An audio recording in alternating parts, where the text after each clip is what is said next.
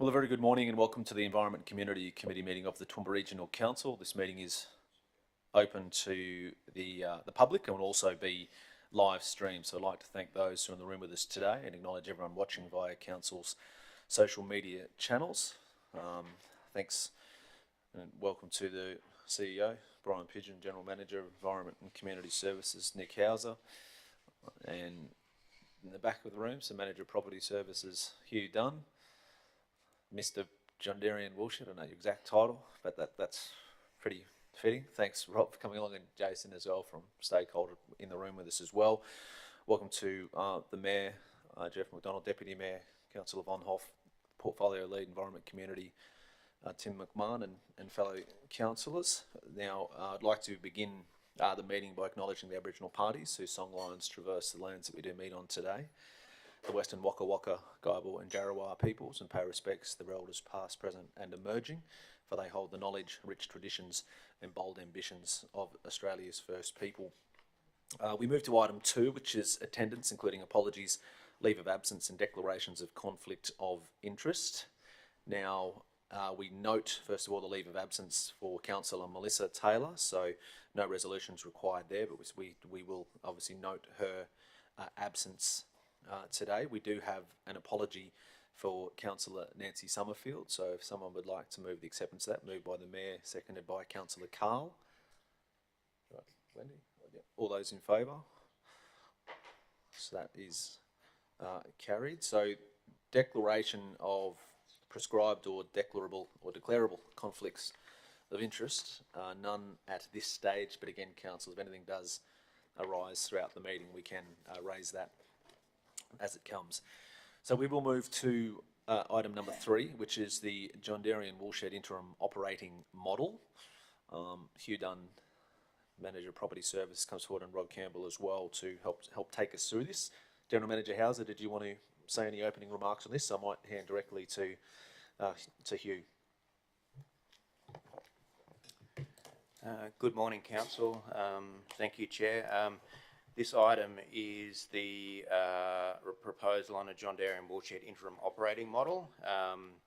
And what we're seeking to do here today is to propose an interim operating model for 3 years to continue to bring the woolshed to a level of a going concern, which will enable us to set with some certainty a more longer strategic direction with some more confidence. So we have the report in front of you, also noting we have Rob Campbell, the Principal Facilities Management at John Darian Woolshed, and happy to take any questions on the report.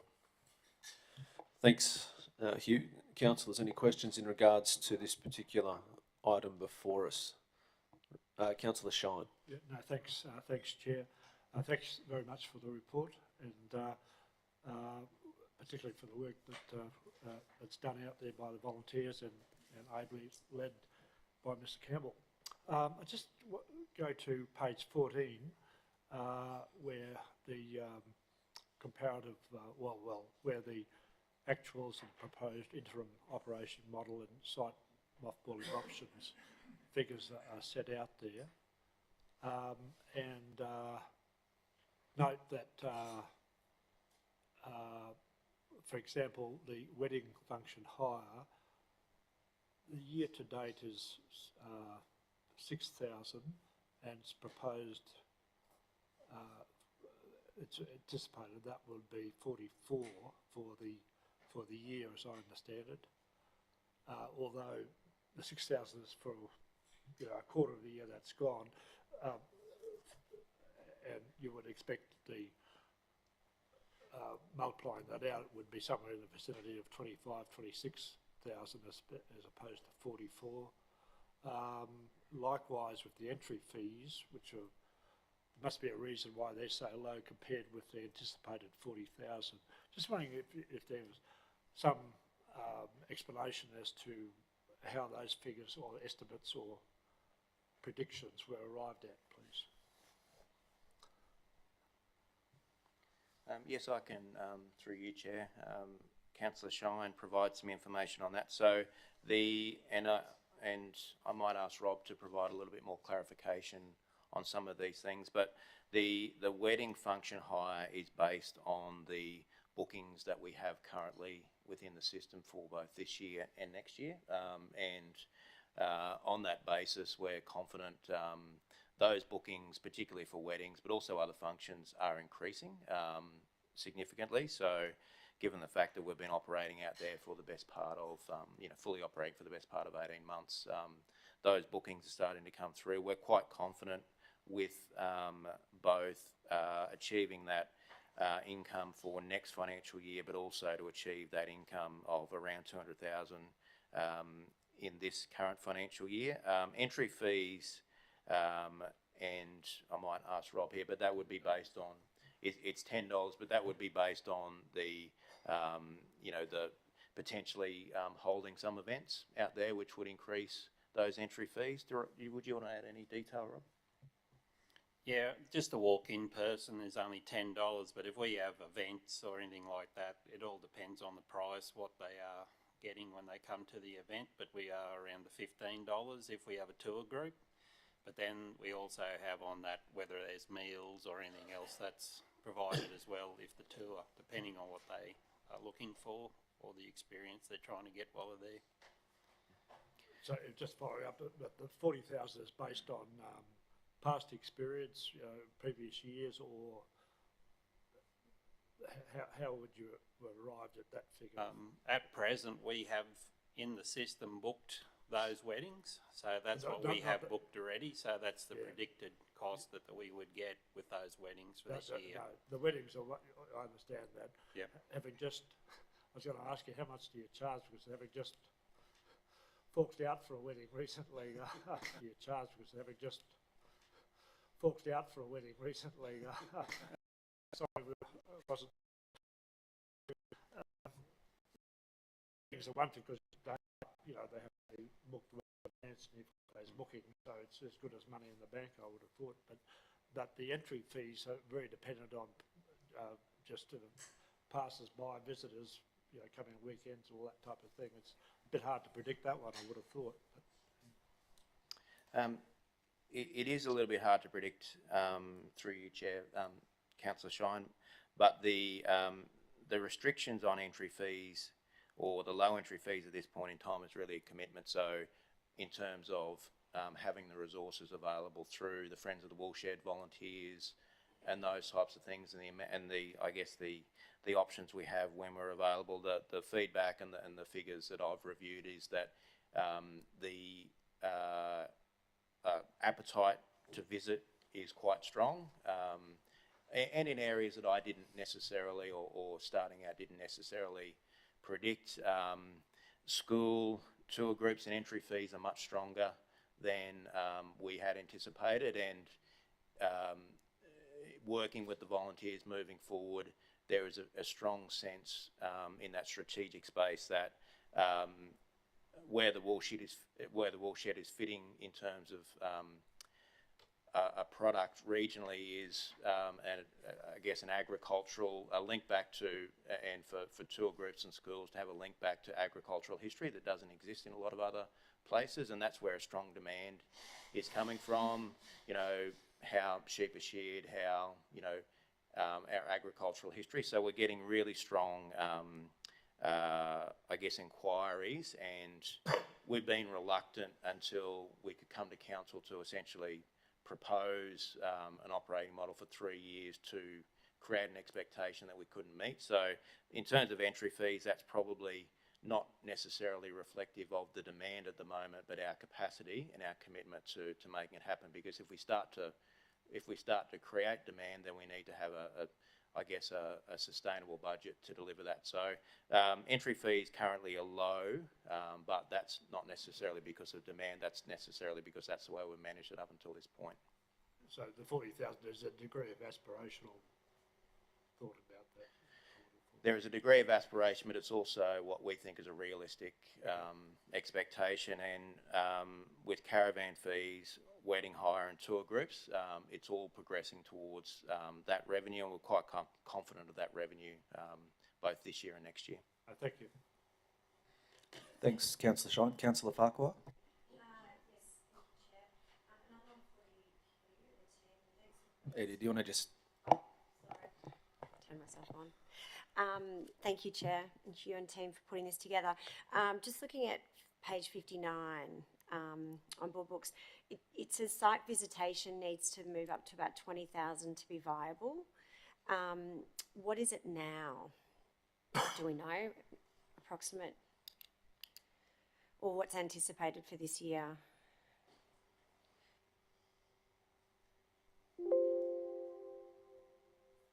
It's in attachment item 3. Second paragraph on the right-hand side. Second paragraph. The right-hand side.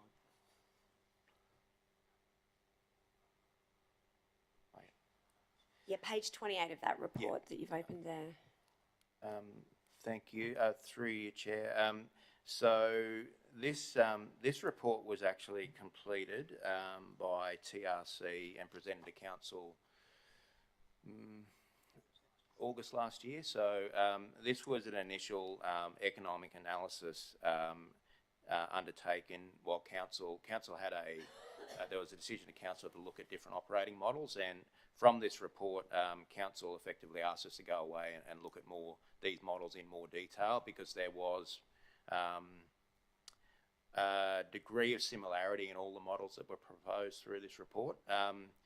This 20,000 target, and one of the risks we found early on was this 20,000 target is very much based on the way the woolshed was run by the former council-controlled entity, JWS Proprietary Limited, and that had a certain cost base and a number of different factors. So what we found is that using a 20,000 target, the type of visit is very different. So booking a wedding for a certain amount of guests, that's a high value visitation, whereas someone paying $10 at the gate is a very different. So it's very difficult. We found it very difficult to put those figures of 20,000. That is I guess that was our best estimate a year ago. Rob, would you say we had an event on Australia Day where we had about 20,000 attendees? Is that correct? Oh, no, we probably had 1,200 a day. Oh, sorry. Yeah, no, sorry, I got my figures wrong there. So we've had we've had some events where we've had that visitation, but it really is difficult to. And this is a report that was done by TRC, Tourism, Recreation, Conservation. It was difficult to sort of allocate that. I wouldn't be confident to put a figure on what is a viable visitation, and that's why we've asked for this interim 3-year operating model to build some confidence in some of these figures, so we can approach a longer term vision with a bit more certainty, I suppose. Okay, cool. And just, I guess, because this is an older report from last year, I'm assuming a few more paragraphs down, just above the financial analysis, it says this assumes an ongoing operational subsidy of 900,000, but I'm assuming that that's no longer valid. Yeah. I wouldn't mind jumping in there, and good morning, councillors.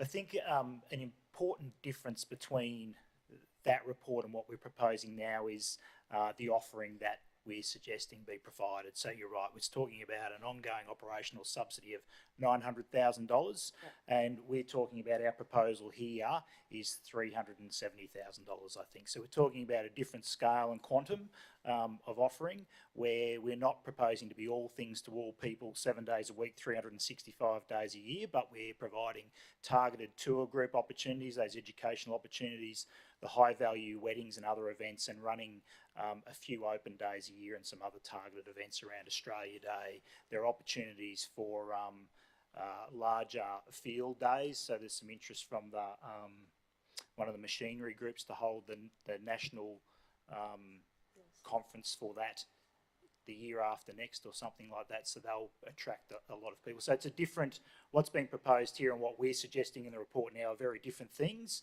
The 3 years interim operating model is suggested will give us an opportunity to assess whether something like what was put together in the TRC tourism report is achievable or not. Okay, thanks, Nick. Councillor McMahon. Yeah, thanks, Chair. Look, similar to every time this report comes to us, we've got the option of close it or keep it open. And we've got a $5 to $7 million backlog that we're going to be paying for one way or another. So we've got to up our income to make that a little bit more palatable over the years. $500 of entry fees so far this year isn't great, noting you've got a proposed 40,000. But I suppose finances and books is one thing, and I don't want to sound like that bloke from the castle, but the vibe. So what is the vibe out there on the ground? How are people reacting? I've been waiting my whole political career to use that line, Chair. How are people going out there? How are the volunteers? How is everyone feeling? Are we getting a bit of momentum? I'd love your out of report expertise on this. Since I've been there, I guess when we first started, as you would know, it was a pretty rough environment. I guess volunteers, community and everybody wasn't happy with how things were going. But over time, we've built a relationship with the friends and volunteers, and we've discussed a lot of things on trying to make the woolshed viable, but not over, resourcing ourselves that we can't achieve it. So we have done that. I guess the vibe that we've had from tour groups, school groups, all of that it's a market that they've been looking for locally, because they are finding it hard to find something that we can provide locally. And they've been coming away with a very good experience, and a lot of those schools have booked for next year, so they're really keen to come back. We've had bus tours very keen to come along and do tours at the woolshed as well, so we've had a good there. We've had also, a lot of other groups, tourism, all that sort of stuff, interested to see the woolshed move forward and for us to provide some sort of tourism outlet for them to come. But as you know, we haven't had that opportunity to really sink our teeth into it as yet. But I think as we go forward with any option that we can and improve that, and we really haven't promoted the woolshed to its full potential as yet either. So those sort of things would happen as we move forward as well. Yeah, good answer. Thanks, Chair. No, nothing further. Thanks, Councillor Mutt. Councillor Carol Taylor. Thank you, Mr. Chair. Look, I think we have to also recognise that it's not working. It's not working. You've got a battery there? We have to remember also that there were COVID effects as well as the other things that we had out there. Oh, no, should be right. Yeah, you've got to press it.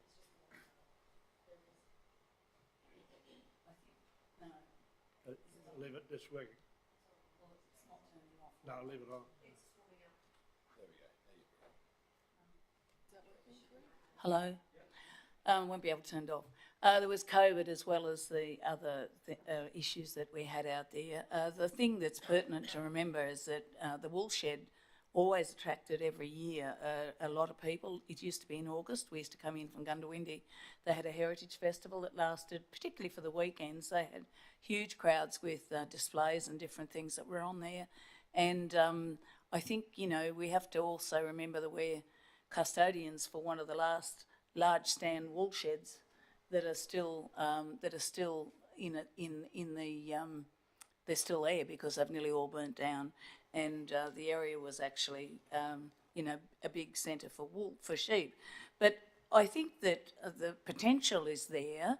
The dog trials that were on there a couple of weekends ago, there were a lot of people, general admission people that came, and I was talking to them. They had shearing displays, and I think you were out there too, Mr. Chair. But I think that, the steaming under the Southern Cross, that was held there once before. Can't remember the year, but it's probably about 8-9 years ago, perhaps, and that brought a huge crowd, as well as we had the World Shearing Championships at the Glenvale, and also out at John Darien, where they had all the stands going. So, there's potential there for big things, and I think Hugh, through the chair, I think that you're right, Robert, thinking that we need more to focus on not so much the one-off things, but the big events that we can attract out there. And, I think that I think there's also an element of truth in what you say about the insecurity of people booking things to date. So I think we're fairly lucky that we've gotten so many weddings that are booked in there. So I thank you all for the report, but I also want to pay tribute to Robert because he's earned the respect of everyone out there, and he's done a great job personally. I know it's a team effort, but he's done a great job personally to pull the volunteers together out there. So I think, you know, we may be well entering a really good era if we can manage to get it up and running. I come back to my comments that I make every time, and that we have a whole lot of buildings out there that I'm just not sure we need them all. And we talk about the task in getting everything back to a safe state, but I think we need to really look at what we do need and get rid of it, because there's a shed out there that every time I go in gate 2, I wish someone would pull it down. So it's just a lean-to thing that's very much on lean, not a good look, and I think it needs to go. But some of those buildings are beyond, and if they're not useful for something, then we probably need to get rid of them off our register and just get rid of them. But that's not to say the things we need that are of value out there. But I support this, and I think that, you know, on behalf of our community, and that's what we're sitting here for, if this was a little bit closer to Toowoomba, say around Highfields a little bit, we probably wouldn't be having these discussions because it would be so popular. But, you know, we need to remarket it, get the brand out there. I went out on that weekend in January, I think I went on the Saturday, it was 42 degrees, so it was extremely hot. And on the Friday had been the same, but there was a really good crowd out there, excuse me, and the vibe was amazing. You know, selling lots of ice creams and lots of cold drinks, but it was, that really showed me that people are still looking for an experience like that. And I think that, you know, if we can build on those things and have 3 or 4 big events a year and others in the interim, that would be really good. Thank you. Thank you, Chair. Just a couple of points there, Councillor Taylor, that you raised. Firstly, one of the ways we seek to manage risk in this space is to, rather than the former model of running events, we're moving more towards facilitating events. So, for instance, the dog trials that you mentioned was an event that was run by an external, the Working Dog Association, and even our weddings, rather than facilitate the weddings, we're dry hiring the facility to reduce the risk to council, but also to create, to move it more towards an environment that people can come and use and feel a part of, rather than necessarily trying to facilitate those events ourselves. So we see that as a good way in terms of moving forward, and we've had some success, and we'd like to explore that a little bit more. In relation to the buildings, it's also worth noting that in our, we've had an on-site facility manager, Rob, out there for almost 2 years now. We've actually rehabilitated about 10 of those buildings on the basis of the condition assessment that was done in 2021, and we've focused on the buildings that have an operational use. We've re-stumped a number of buildings, and Rob can give you some more detail on this, but created disabled accessibility. Facilities have been painted, and a number of different things, and we're just in the process now of commencing the construction of a camp kitchen, because the previous camp kitchen was condemned and no longer in use. So we're gradually chipping away at that.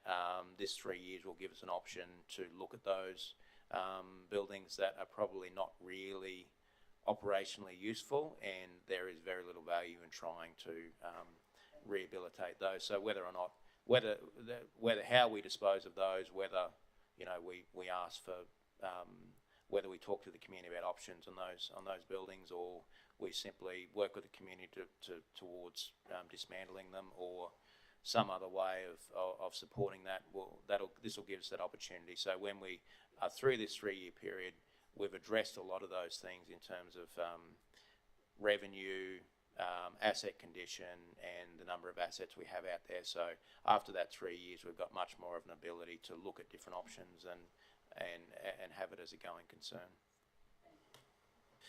Thanks, Hugh. Thanks, Councillor Taylor. Councillor Carl.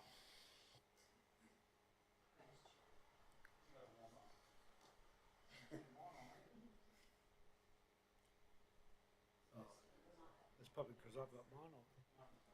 Yeah, if anyone else hasn't already turned their mic on, if you can, it'll just take a moment or two to get rolling. So Councillor Carl, I can just sort of fill in a bit of time here for you if you like, whilst that's happening, because you're almost sorry. I'll just follow on after Councillor Taylor there. I see a huge opportunity for regional tourism and hosting events. I really like the idea of doing the dry hire, getting people in. So many people, I think post-COVID, are now travelling and there's a bit of a track now out to Longreach, the Hall of Fame, to Winton to see the dinosaurs. And if we can try and get on that track, I think that would be really positive, and then fill it in with other events during the year. People are looking for experiences, and being close enough to, the southeast corner with Brisbane and the Gold Coast, it could be, just another thing to do for a long weekend. So. Just a note there, through your chair, to Councillor Weiner. So we're also actively working with our CDFT team, and particularly the tourism team, and we meet regularly with representatives from CDFT to look at those particular options and issues. So yes, we certainly have that in mind. So thank you. Councillor Carl, you're on. Thanks, Chair. Through you, Nick, the 370-odd thousand bid for this interim model moving forward per annum, does that include intangibles, or is that a cash component? Can I just ask what you mean by intangibles, Councillor Carl? The non-financial stuff that's not really measured. Is that a cash component, or is that inclusive of everyone's activity, back of office, council support, administration in here, includes everything? That's the budget position. So the labour includes some amounts for trades and services. There's probably not and it includes labour overheads as well. It's probably not accounting for the time that Hugh and I and others spend on attending to the business, but that's the directly attributable costs. Yet. Yeah, well, that's why I'm asking, because they're never ever really measured what it is, and we make decisions around entities of this one. By the way, thanks Hugh and Rob and that for the report. Please don't not like me too much for what I say, and I've been consistent ever since the first term of amalgamation. No one can ever accuse me of flip-flopping around on this. But we have consistently done cycles and made decisions on what the bottom line, supposed bottom line cost is for this entity, and we haven't. We don't accurately measure what the costs are against projected income. And yeah, I just, if you go to the report on attachment 2, and the models options that were put up, as another point I wanted to raise, we need to be inclusive of what the real cost is, and if we can't measure that, then why are we actually putting a 3-year interim model up with forecasts, and we're not actually cognizant of what it is really costing us. But the report attachment 2, where it goes to the tables and it gives the model options, it almost seems like to me that we've ignored the column with the most green ticks, and that is a community-owned entity. And we seem bent on shifting, rather than giving an entity some money, we're spending money, a a sum of money to actually try and rework this in cycles that, and you know, making comparisons to other entities.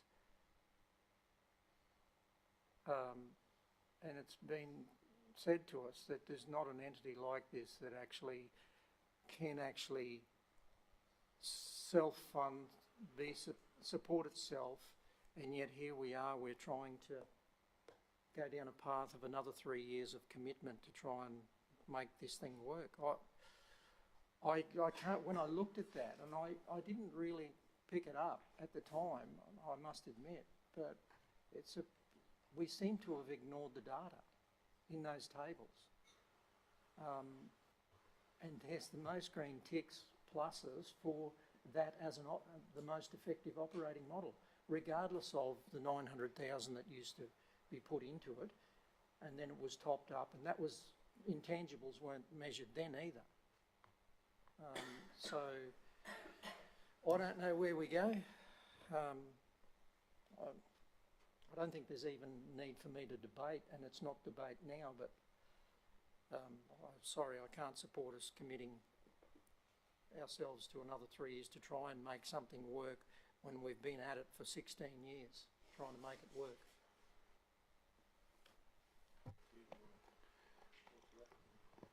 Thank you, Chair. Councillor Bill, certainly note your comments. If I could just add some clarification with respect to the intent of the report and going back to the original TRC report, which identified those 4 options which are contained in the report, but it did recommend a community-based entity at that stage as the best option. To be very clear about what we're trying to do here is that our analysis is that what we're proposing here isn't what we're recommending as a long-term option for operating the woolshed, which is effectively option 1, which is direct council management. What we're effectively saying in this report is that to try and either lease to a community entity, create another council-owned entity, or to transfer to a commercial entity is really quite difficult at this time to achieve in a way that is going to either ensure long-term beneficial outcomes or short-term financial outcomes to the organisation. So, as was pointed out, I believe by Councillor Edwina and also by yourself, is that if we were to look at handing this to a community entity, and we had, Council would recall some discussions in 2021, 2022 with Full Circle. The proposal at that stage, or the general conditions that were investigated would be a substantial contribution to a third party to assist with these costs. Looking at that and looking at where we are and what we can do to build this up over the next 3 years, we consider that is the best option to effectively keep alive all of those 4 options in 3 years' time. So that is our recommendation, not to continue forever to run it as a direct council operation, but to continue what we've been doing over the last 2 years for another 3 years to get it to the point where it's effectively a going concern and we can make that decision with some level of financial certainty about what the revenues are and what the costs are, because in 2021 and in that report, effectively the financials we were dealing with was the financials of the former JWS Proprietary Limited entity, and there were some concerns and issues in relation to what those financials were. So that's effectively what we're recommending to you, and we're very cognizant of the fact that council wanted to explore all those 4 options, and the option we have in front of you isn't to kill any of those options, but to give ourselves the best chance in that period of time to. So if, for instance, council wishes to dispose of the property, either to a lease through a non-for-profit lease or a for-profit lease, or to dispose of it in freehold, we consider that we would be best placed to do that in 3 years' time rather than now. So, Hugh, I appreciate that. But the reality for me is, in the context of decision-making in the broader, on behalf of the broader community, this is one of a number of priorities. Wherever that sits, there's obviously different in the minds of individuals around this table. But the likelihood for me, and I have history that supports me in this statement, of us achieving a backlog of 5 to 7 million over the next 3 years, getting that up to speed to the point of sale, as you say, or it's another way of saying it, is highly unlikely in my view. So, and as I've stated for many years, at what point do we need to make a decision? We will continue to expend funds and prioritise funds away from other things to try and get this entity to work. I don't know, sometimes you got to rip the Band-Aid off. And if it is genuinely important enough to a component of the community, then I can't ignore those green ticks. And any amount of getting it to the point of sale, I dare say in 3 years' time we'll be having the same discussion, because we won't achieve our goals of addressing that backlog for a start, for it to be at a point of sale, because the entity isn't an entity without the physical structure around it and the experience that goes with it. So is that council's core business? Is it council's core priorities? I would think if it was put to the test and a broader view was of consultation out in across the whole of the region, I dare say we would probably have a different story.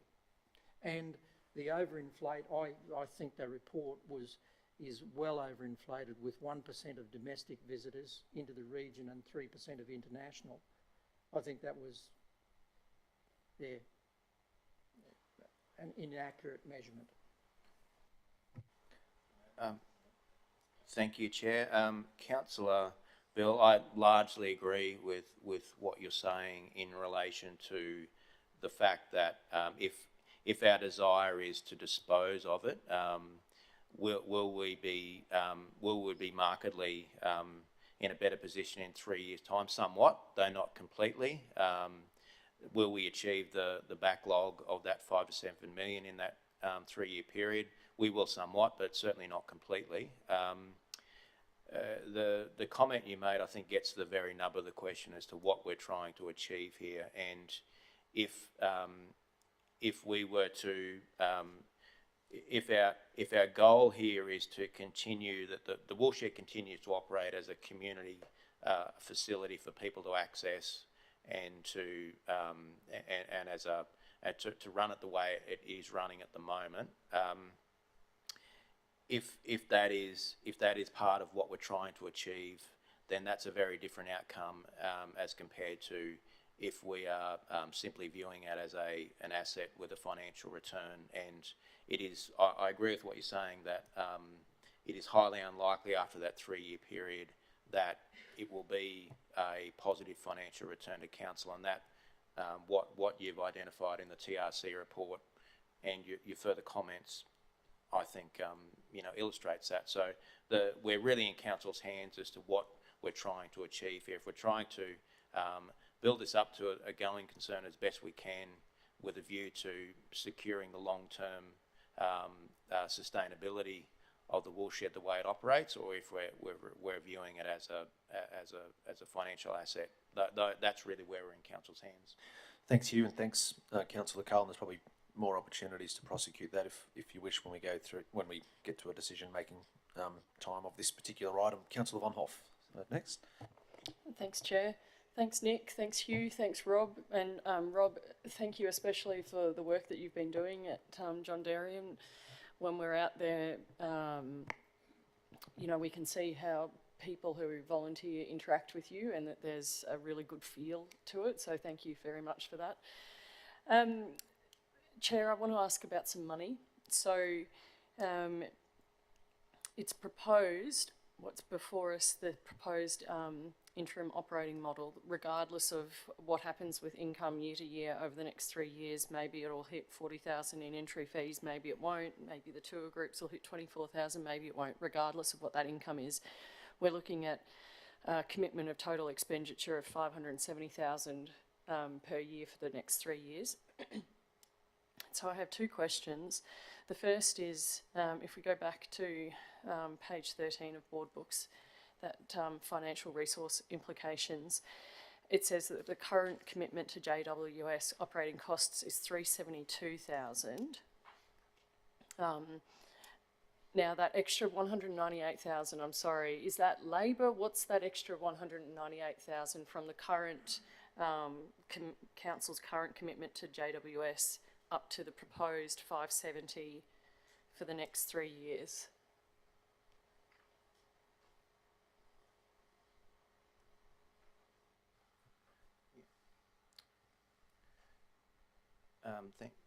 Through you, Chair. So the net result, which is a $372,000 operating position, is effectively maintained. What we haven't included at this point in time these revenues into the budget, which if we were if council were to proceed with this, we would seek to do at BR1 or probably BR2. Sorry, BR2. So what we're proposing, we currently budget 372,000 at the moment, and that is on the basis of how that came about is effectively identified in the report.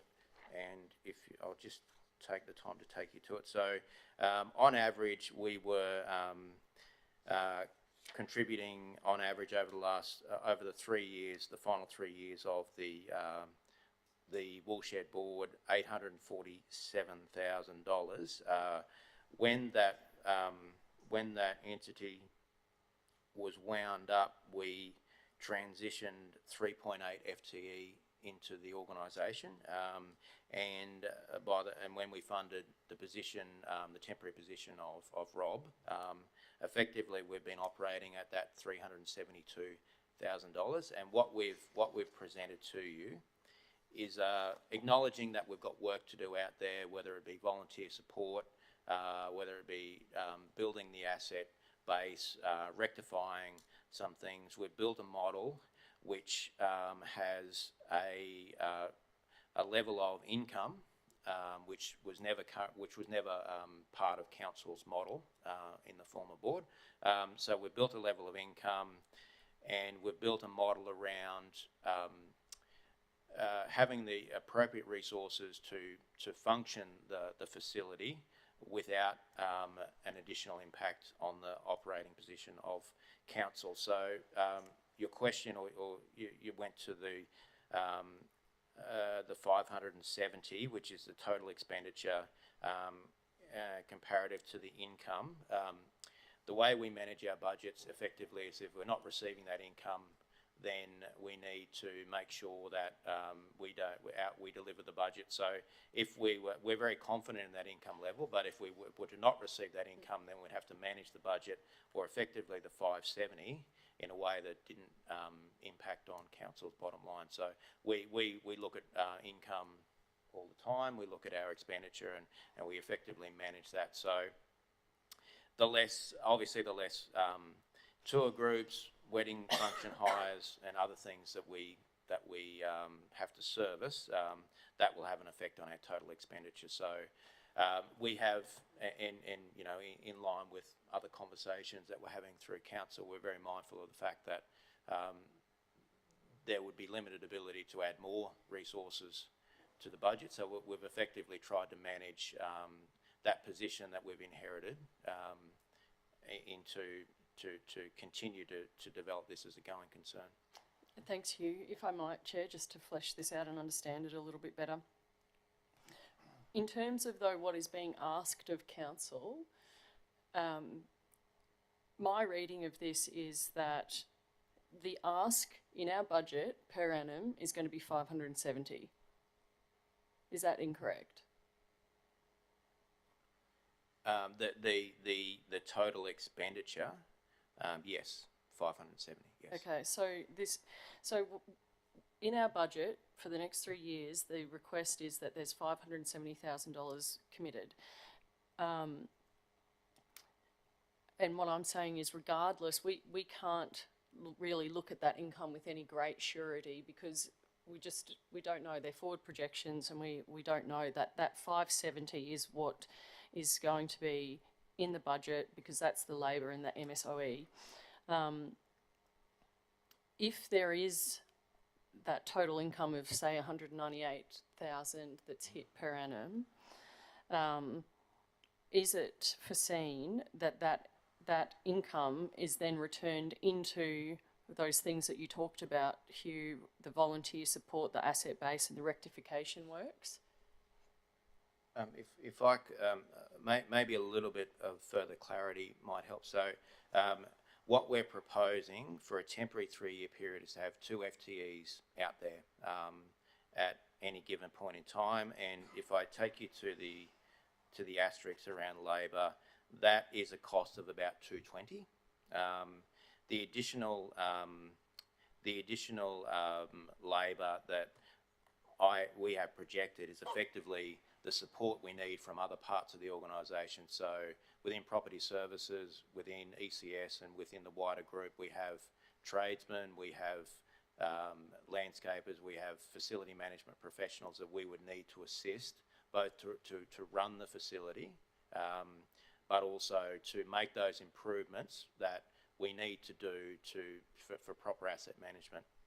We also have presented to you a site mothballing option, which is the third part of that, which identifies that if we were to, because we either have to commit, from my perspective, we have to commit to operating it or not. And if we decide that we wish to effectively mothball it, which is to simply maintain it as an asset for the period of time that council wishes to, we've identified a lower level of expenditure, which is obviously much less labour.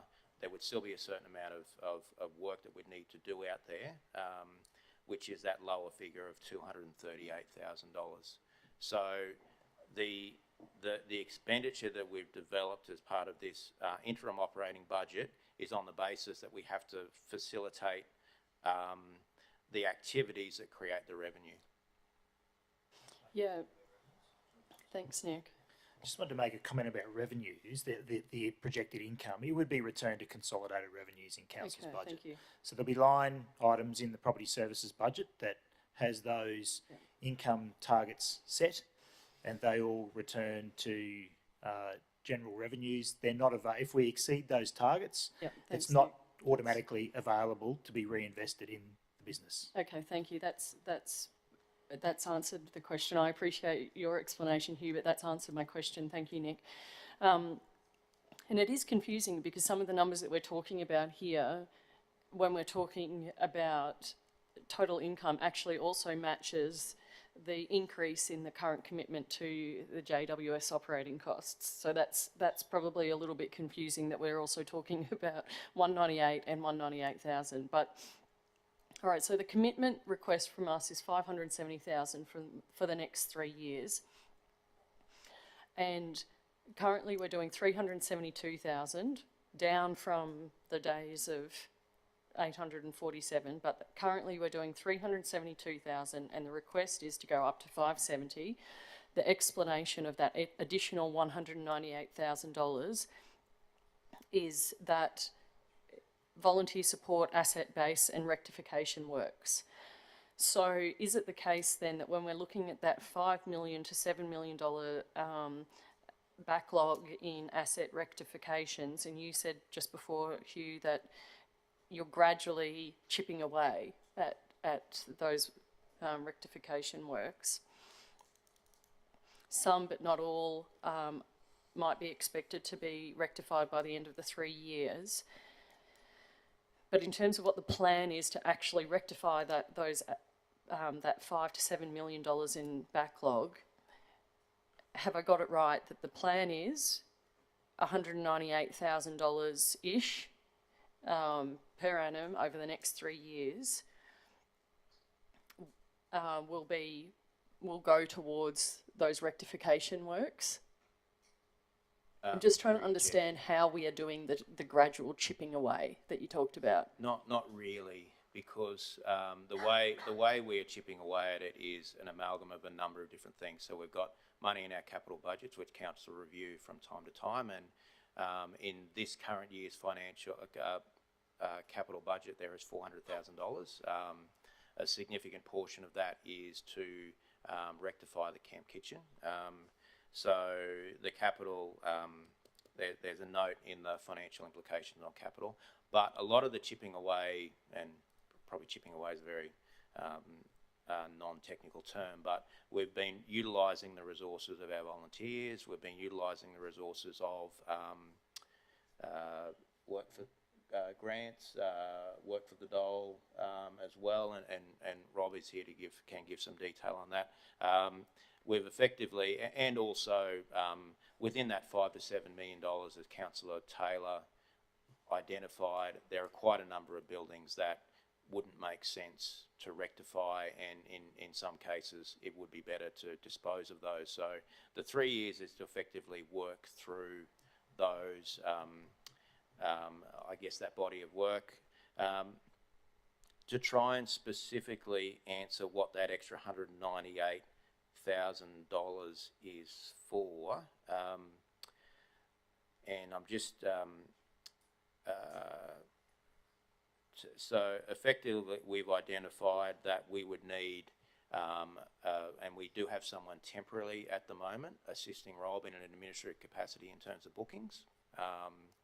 There are some general labour, I guess, impacts on running those types of events, which we've identified.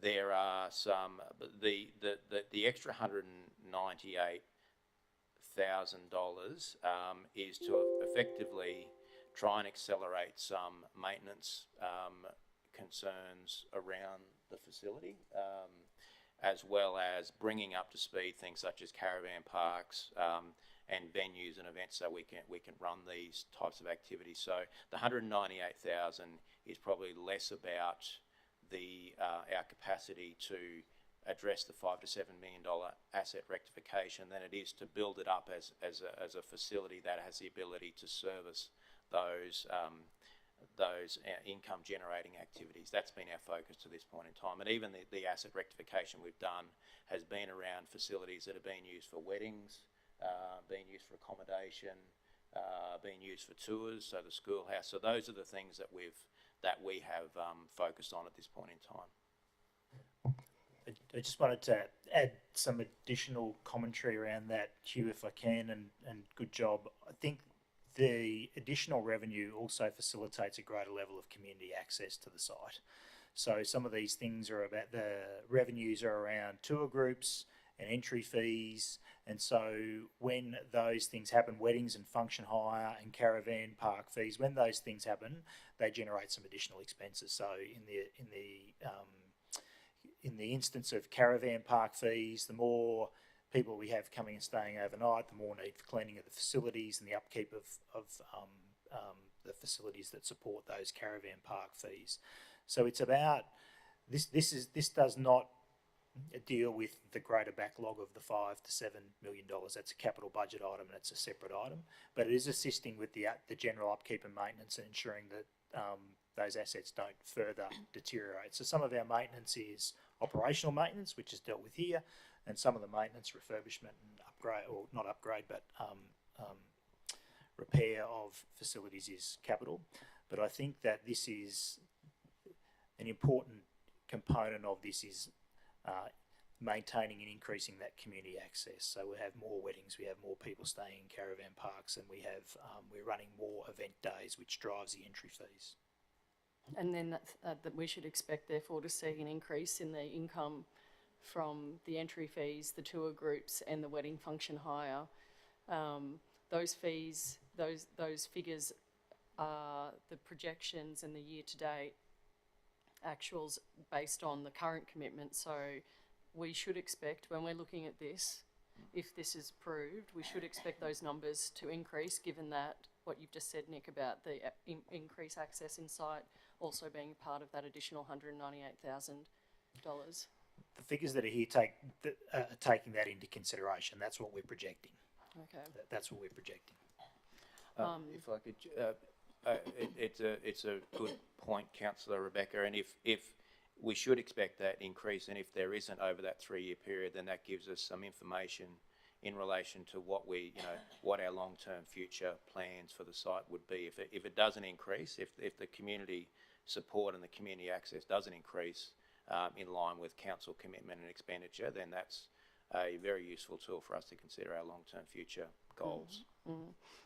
Thank you, and thanks for going through those numbers with me. I think from where I sit, I think we need to keep a really tight rein on the costs with this, because we're, when I came into council, it wasn't a situation that I would like to ever see replicated, and I am a bit concerned about the trend here, because we've gone from, we had those bad old days of whatever was happening with the costs, and then we've got a current commitment of 372. The proposal is to go to 570. And given the history and given what we know about the site and the backlog of works, I think we have to really, really watch our dollars at the site, because it could easily be the case that we would dump a ton of money in there if we aren't really watching exactly where the dollars are going. So that's why I have to drill down and understand why we're going from 372 up to 570 and what we expect that return on investment to be. Thank you. Look, I just wanted to take the opportunity to say I concur. I agree completely. And I think that what we're presenting here is an interim 3-year operating model compared to what was presented in the TRC Tourism Options Report, which we've referenced a few times, and Councillor Edwina pointed it out. The assumed an ongoing operating subsidy of $900,000 a year to achieve all of those things. And Councillor Bill said the community option achieved more ticks than everything else. Why aren't we going with that option? That option costs $900,000 a year, and what we're proposing here is $370,000 a year. And additionally, I don't think there's a community group that's ready to step in and take that over, even for $900,000 a year. So this is an interim model to watch our dollars and cents and make an assessment of, is there sufficient demand here to warrant council's ongoing support? And that's the big question for you, council.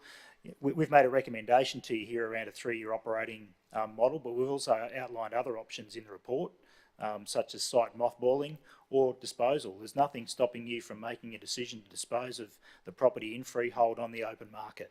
You all understand the consequences or the consequential flow-ons and impacts of that. There's community expectations and all those sorts of things. But we own the site in freehold. We can sell it to somebody to operate as a farm if they like. So, the choices are all yours. That's not an easy decision to make, and that's probably why it's taken so long to get to where we are. What we think this proposal, our recommendation today, gives us some certainty to operate in the next 3 years. So it's the demand is growing, community interest is growing for greater access. We feel a little bit hamstrung at the moment in our current position. Rob's on secondment to that role until January next year. I think I might have just approved an extension for a month or two whilst we sort these sorts of things out. But committing to this for 3 years gives us some certainty. Otherwise, if it's another decision, that also gives us certainty. But we feel like we're probably approaching a stage of limbo a little bit. So commit to something for 3 years is the recommendation, or something else, and we know where we're at. Thanks, General Manager Nick. So look, I've just got Councillor Carl and Councillor Shine. We've gone a fair way around this. Before I get there, can I just ask the two that I haven't heard from, Councillor Harris-Sullivan, do you have, before I get to second round, to Councillor Harris-Sullivan and then the Mayor? Luxury, thank you, Chair. I just wanted to quickly ask about the likes of Full Circle. Have they gone away completely?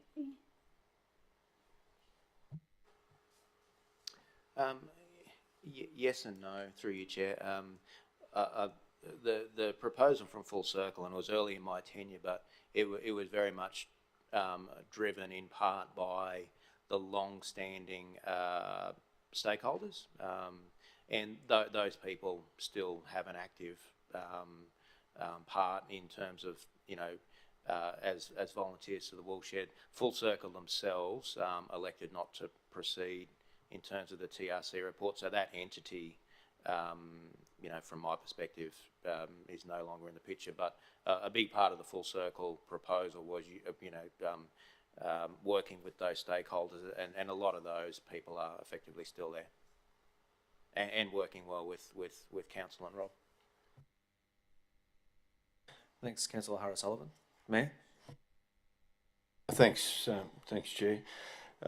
I guess just a couple of comments, and particularly, obviously, around the fine work through you, Chair, that Rob's been doing, and we saw that early in September. It might have been the first weekend of September when there was a 50th anniversary for those that actually started this off, and we saw obviously the keenness of people there. What struck me was that there seemed to be younger folk actually coming back into the fold of volunteering. Is that? I saw that there. I don't know whether that was true or not, or whether that has happened. Could you comment on that?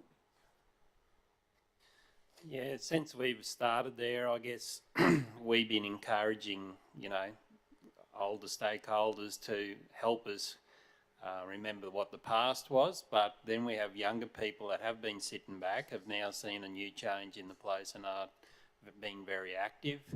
And a lot of our older volunteers are probably at that age where they'd like to sit back and see the younger ones take over.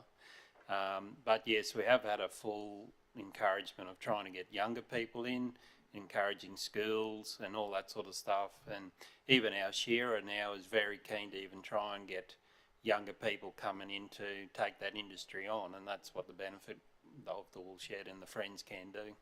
Yeah, thanks, Rob. I guess it's an observation. I'm sure other councillors have seen it since the decision was in 2021, around about July thereabouts, to go back to the model that we're doing. There's a fair shift of what you've seen, of what was done, to what you're doing now, and particularly around the dry hire. And I guess this hits to the core of the expenses and risk shift, if you like, from where we are into the hirer of the venue. It seems, and maybe you could talk about the trend, given that you've been doing this for a little while, it seems that there's a propensity for people to seek more dry hire of venues of this nature, and others in our region, to be fair, than there is of a full catered option. Have you had any, or has there been any inquiries about the fact, oh, we'd rather you cater it, so we're out? Is there a feeling, or is that trend something that's true, or maybe not? Since taking it on, we've had a great interest in the dry hire, because there's not really that around in the local area, and I think people are really starving for that sort of operation where they can come to a venue, have a great place where they can experience and and it's only certain people who would like that theme, but really enjoy that they can actually do what they would like on the site, with restrictions of course, but ensuring that they can enjoy the place with their experience instead of us, you know, managing weddings and that, which takes a lot of staff and resources to do, whereas we give it back to the hirer, then they can decorate within the contract that we set up with them. The other point around here, you mentioned that a budget review too would be the process for some of this request to happen. So perhaps that should be reflected in the motion in some way. So you might just think that through. The other area is around, and I was a little concerned about the time frame to say 3 years, when ultimately the current proposal may not be the end result, and wondered if opportunistic or someone came in who can see that has been working better over the last couple of years, and that landscape may change within that 3-year period. That said, though, councillors would be aware of the promotion, and Councillor Carroll mentioned it before, around the National Heavy Machinery Association combined with Steaming Under the Southern Cross. which is in August 2025.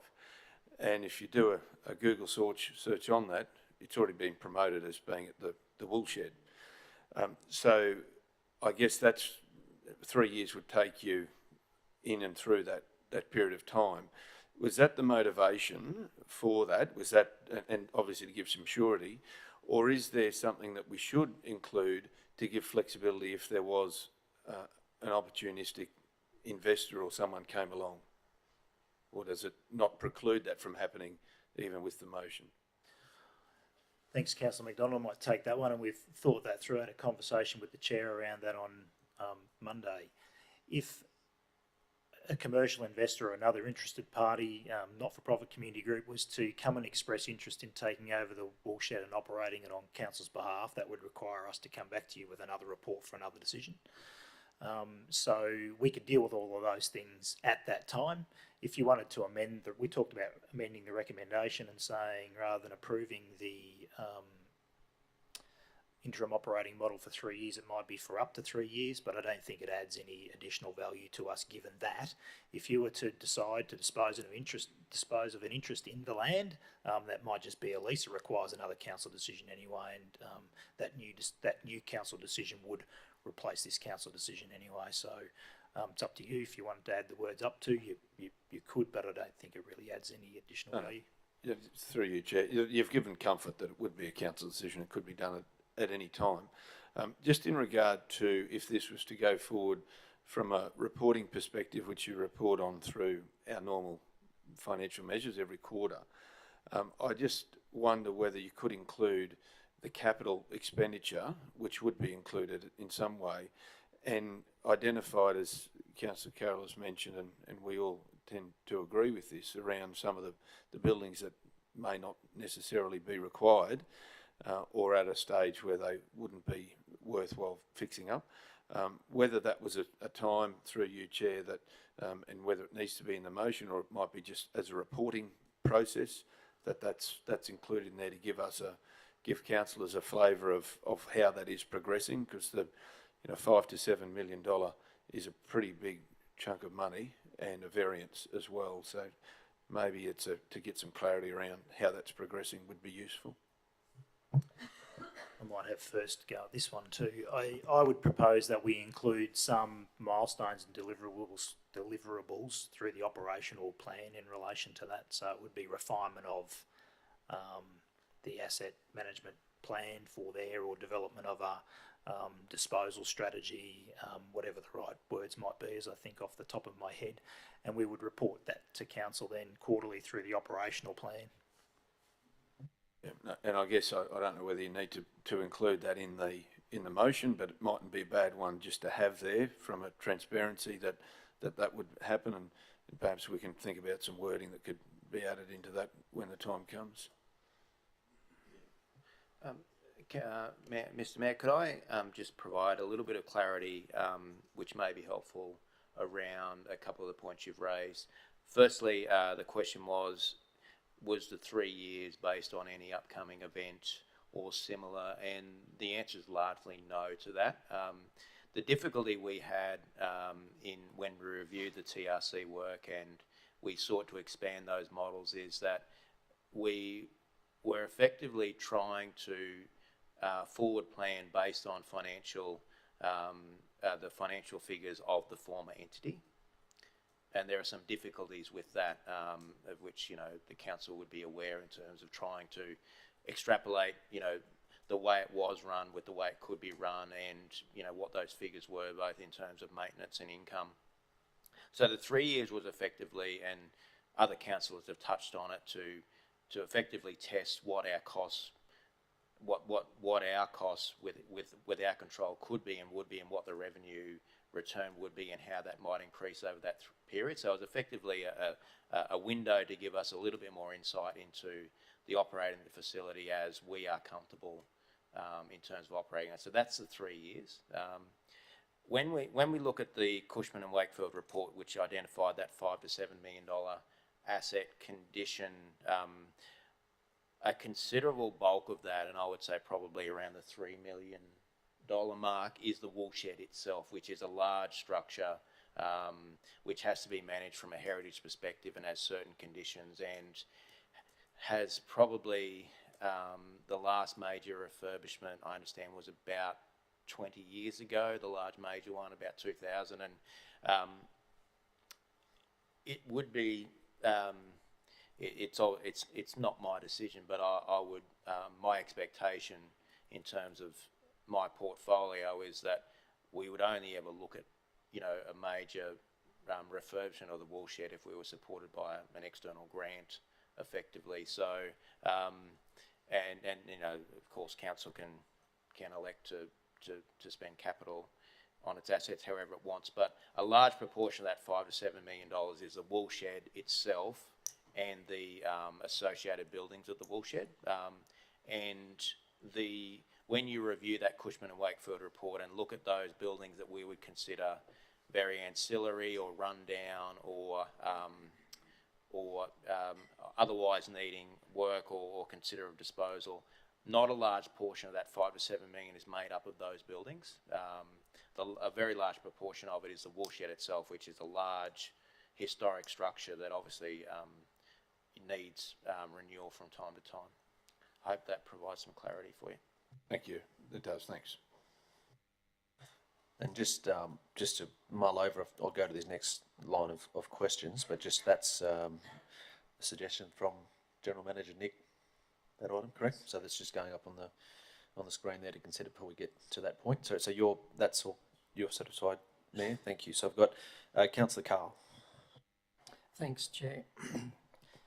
And thank you, Councillor Rebecca, for unpacking some of those figures there before. But beyond the immediate short-term 3-year scope, if we consider, you know, the 570 requests, part of that's 2 equivalent full-time equivalents, part of that's asset maintenance, part of that's you know, operational expenses. It's a whole host of stuff. Plus there's the intangible stuff, interdepartmental administrative support, property, well, a whole lot.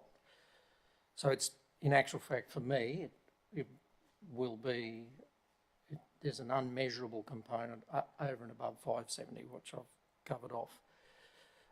But if we're not actually addressing the backlog, which, you know, you've clearly articulated that, then Hugh, what I can't get my head around, are we not only selling the goodwill based on the hope that events and revenue from events and attendances will pick up?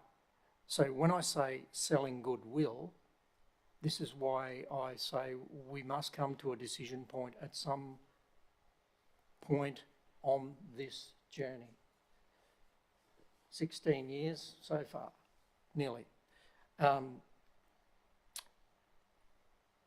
So it's dependent, if we're not addressing, if we're only, and we have a responsibility around dry hire, and it's called asset maintenance, workplace health and safety, a whole range of things. So we have that component, that will be there. But if we're not addressing the bricks and mortar, so to speak, the paling buildings and whatever, well, we're not actually improving the assets. So the only part we're trying to improve is the goodwill, and there is a degree of subjectivity around that. And that might be things outside of our control, i.e. we lived through a pandemic. So for me, aren't we locking ourselves into a long-term operating model, whether we like it or not, beyond 3 years? Because if we're not doing anything above improving the goodwill, because that's the saleable item, if we had an investor, an entrepreneur or a philanthropic person, the only thing we've got to present to them is an improvement in attendance and dry hire, because there's not much else is going to happen over this 3 years.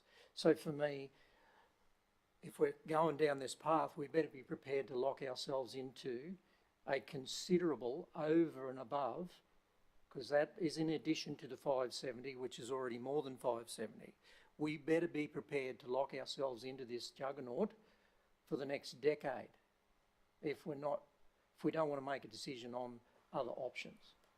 Is that I'm not trying to be harsh here. I'm trying to think about this in the context of core business and competing priorities and critical infrastructure that we need to address. We can't even afford to address our roads and keep up with our roads, and the divergence between that is getting wider. So that's my responsibility to consider in the context of those things. Through you, Chair, Councillor Bill, that certainly is a risk. So by committing to 3 years or committing to a lease or any other operating model, whether it be the creation of another council-controlled entity, council is committing to, in some way, in part to committing to operate the facility in some way. And taking back to a point raised by Councillor Megan about the full circle proposal, that our discussions with that entity was only at very early stages, but the flavour of those discussions were that we will take the facility on with a commitment similar to the financial commitment you had with the former board or the former entity, which is around, as we've identified in the report, $820,000 a year. So you are quite correct, I think, in saying that by committing to this, there's at least some commitment to ongoing operations. And if it's not for me to enter debate or provide any sort of direction, but if there was a desire of council that was no longer our position, then an option that could be considered would be, as the General Manager Nick discussed, disposal. That my personal view on the disposal at this point in time would be very much based on its value as an agricultural pursuit and its value as rural land. There would be very little saleability of its operations as an entity, a tourism entity. And that is something that council should consider, absolutely. Yeah, thanks, Hugh. I just think we need to be really clear about the notion that some investor's going to come along and sweep this out from underneath us because it's a going concern. That let's not flavour the discussion with that proposal, because it is likely not to happen. History has shown us, and what's more, the banks don't lend money on goodwill. If there was someone wanting to come into this entity and had to borrow, they'll lend money against bricks and mortar, but goodwill is very questionable. It's not, it's subjective. Point of order, Mr Chair. Are we debating here? It seems we are. Look, I've probably let a fair bit of commentary go in this because I know there's been bits and pieces, but if I might get Nick to, if you're happy to respond, if you had commentary you wanted to make to that, then I might close that part of the question. Just a point of clarity, and referring back to the study that we did 12 months ago, the TRC tourism report that we've referred to a couple of times, it doesn't suggest that we will ever be able to dispose of the facility and operate as a tourism venue or whatever label you want to attach to it without council's ongoing subsidy and contribution. So I guess the best we could hope for is to minimise what that subsidy and contribution is if we wish to continue to make it available for public access and operate it in whatever capacity. I don't think it's ever going to reach a point where it's actually cash flow positive and pays for itself and meets depreciation and all of those sorts of things. So if that's anyone's aspirational, I think that's unachievable. Not suggesting that at all, Nick. I'm suggesting we need to have a conversation that's accurate and not paint the picture that, that goodwill is worth something at the end of the day, and it's subjective based on projections and a whole range of variables that are outside of our control. And I'm just trying to add some clarity to concur with the point that you're making, Councillor Carl, make sure that there's not any misconception that at some point in time this becomes a commercial venture, because that's the point you're making. That's the point I'm reiterating. Yep. Okay, so we are sort of going in circles a bit with this here at the moment, so I do want to sort of bring it to an end. So there are, I've got a few others yet. Yeah, I'll get to you, Councillor Taylor, but I've got Councillor Shine. Do you have a question? Just three quick ones, very quick ones. What's the cost of the dry hiring of the wedding venue? Number one. At present, it's $5,500 to dry hire the venue. Yep. But on top of that, there will be extra hire if they need staff. And also there's the hire of the campgrounds if families want to stay there, and also bar charges as well on top of that, and also hiring of extras if needed for the wedding. Yeah, no, thanks, Rob. Is the site heritage listed, just in terms of the possible sale of it, the whole site? Well, you want The wool shed and the original buildings are heritage listed on the site. Okay. And what's the area of the land there? Total area? The whole lot is only 12 acres. All it is, that's what I was going to say. It doesn't lend itself to any acreage at all.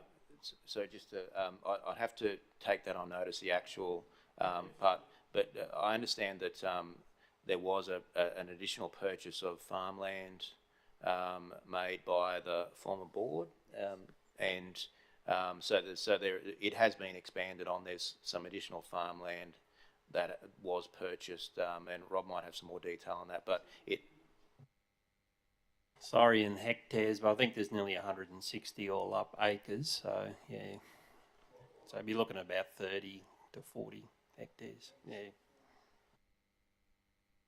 Thanks, Councillor Shine. I've got Councillor O'Hara Sullivan. Thanks, Mr. Chair. I can't see it in the report there, but I thought after we'd had the TRC people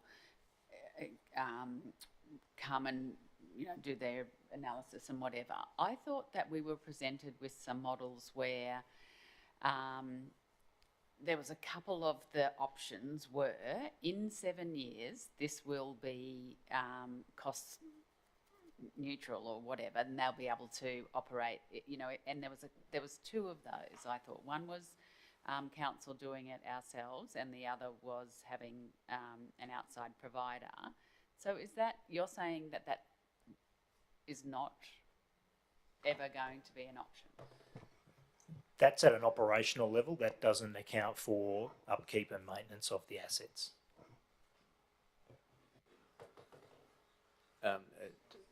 So the Councillor Edwina identified that it was based also on the expectation of an ongoing commitment from council in a couple of those models.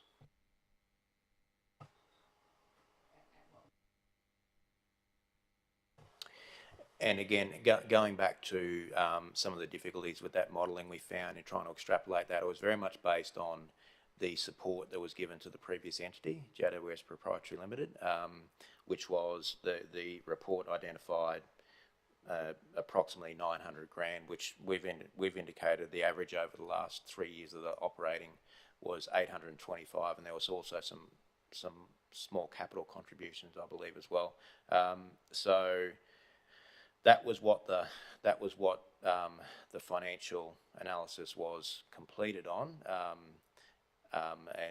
And that was the basis of a lot of those models. We've had to assume, based on our discussions with council, that there isn't that desire to contribute that amount. So we're trying to rework those financials in a way that we can rely on them moving forward. Thanks, Councillor O'Hara Sullivan. So, Councillor Carroll, was your point raised around the hectares? And my point is that it's not really a viable agricultural pursuit. There's not a reasonable house on it. It's run, there's cottages that are used as overnight accommodation. There's a caravan park. There's a restaurant there. There isn't even somewhere that 100 acres, 112 acres is not a viable in that country without water. Is not a viable agricultural pursuit. So we need to, unless it were to be incorporated by neighbours, that is the only way that you would get any sort of a return on that, because what's there as far as its heritage value is not valuable as far as agriculture pursuits is concerned. And the sheep will never come back out there. Thanks, Councillor Carroll. Look, I've got two more, and then I do want to close this and get to a resolution point of view. I've got Councillor Von Hoff, then Councillor McMahon. Thanks, Chair. In the midst of all of this, I never knew that there'd been, the board previously had bought that additional land. And just one more time through you, Chair, how much land is it, did you say? 160 acres? 112, I think. 60 hectares. I can't give you that exact figure. I'd have to look that up properly, but yeah, it's roughly 140 to 160. But Acres. yeah, Okay. acres. Yeah. Okay, thank you. I just wanted to clarify that statement about the previous board purchasing land. I don't think wasn't the previous board that purchased land, but one of the, probably before it was returned to council 30 years ago or whenever it was. The original site was just the woolshed site and probably the 12 acres or thereabouts that Councillor Carroll's alluded to. And then there was an acquisition of some farmland adjacent for running the sheep and supporting the operation. So that's in terms of this entity, that's an ancient history kind of decision prior to council being involved. Is that used when you were talking, Nick, about the keep sheep on? The idea was that the sheep are kept on that for the shearing and so forth. I think its greatest attraction now is for camping because it borders the creek, so I think it gets used a lot for camping, and I'm not sure about in terms of supporting the livestock. That'll be one for it does, yep. So there's a bit of grazing happens there too to support the livestock. Okay, I just like it's not an insignificant amount of land, and I understand that part of it is used for to facilitate the functions of the wool shed and also camping. I just wonder if there's additional land that isn't used currently, and should we be looking at offering that back to neighbours potentially to generate some income? I don't know, and just raise the question. That's sort of not something that's been on my mind throughout these years of discussion. Thanks. No, I don't know if you're comfortable. We'll leave that. So I've got, thanks, Councillor Von Hoff. Councillor McMahon. Chair, thanks. I've been rather quiet actually and listened to the discussion, but I think I'm in a position where I'd like to move the officer's recommendation, please. And noting Councillor Von Hoff's very good remarks, I think that what we do with that land may form part of number 2 in the report, the long-term strategy. And if it were included in there, that would give some comfort to all. So happy to move. Thanks, Councillor McMahon. So with that, we've got a seconder in Councillor Von Hoff. Just before I see if we go into debate or go to, so that's in regards to what we've got before us. So the mover and the seconder, obviously with that addition that we have added there in yellow that was suggested through the GM. So I have a mover and a seconder for that. Just really briefly, with your indulgence, if I could just make a couple of quick comments on it. I just wanted to say to the staff, obviously this has been a pretty long journey.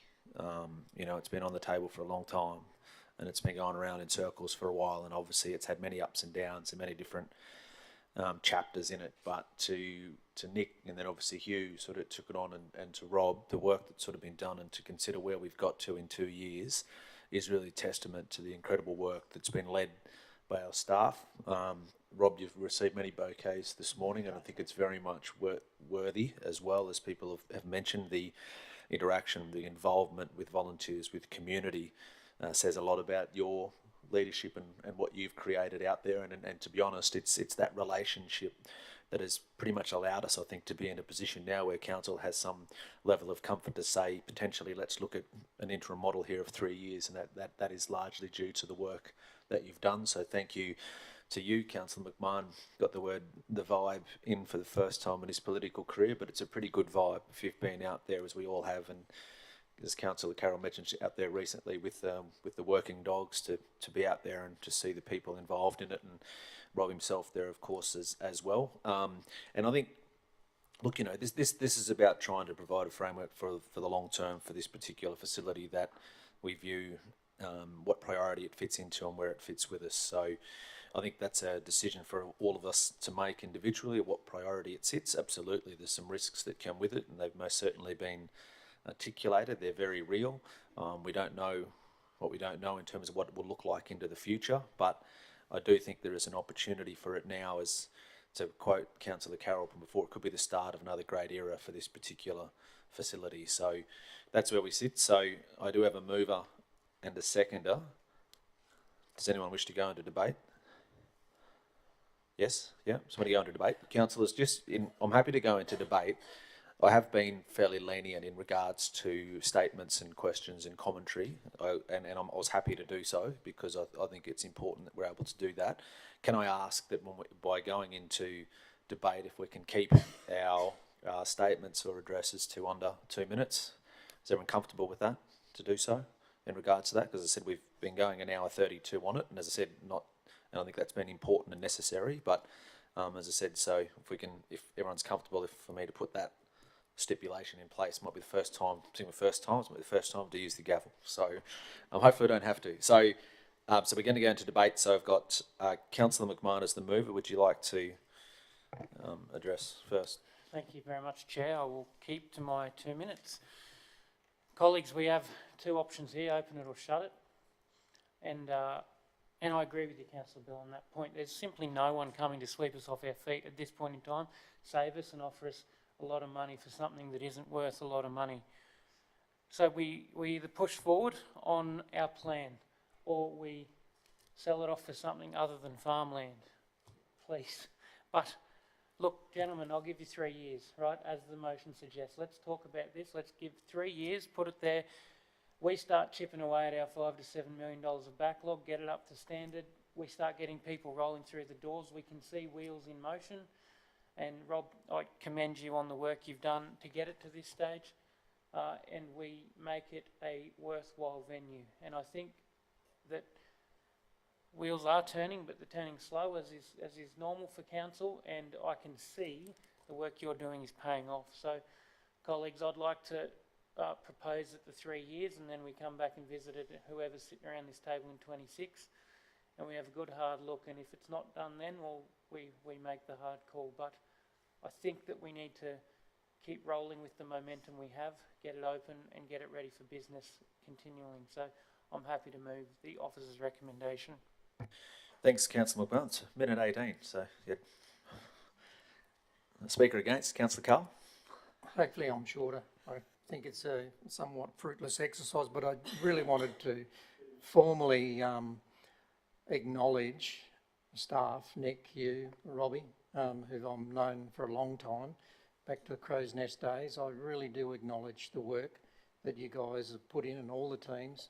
I acknowledge former councillors as board members. I acknowledge former staff members as board members or actively engaged. It's endured and outlasted all of you. But I do really want to pay my respects to you guys for trying to manage this. The option I propose is sell it. It's not open or shut, but we've never ever seriously pursued a buyer. Never. In the 16 years I've been around this table. So my option is sell it. I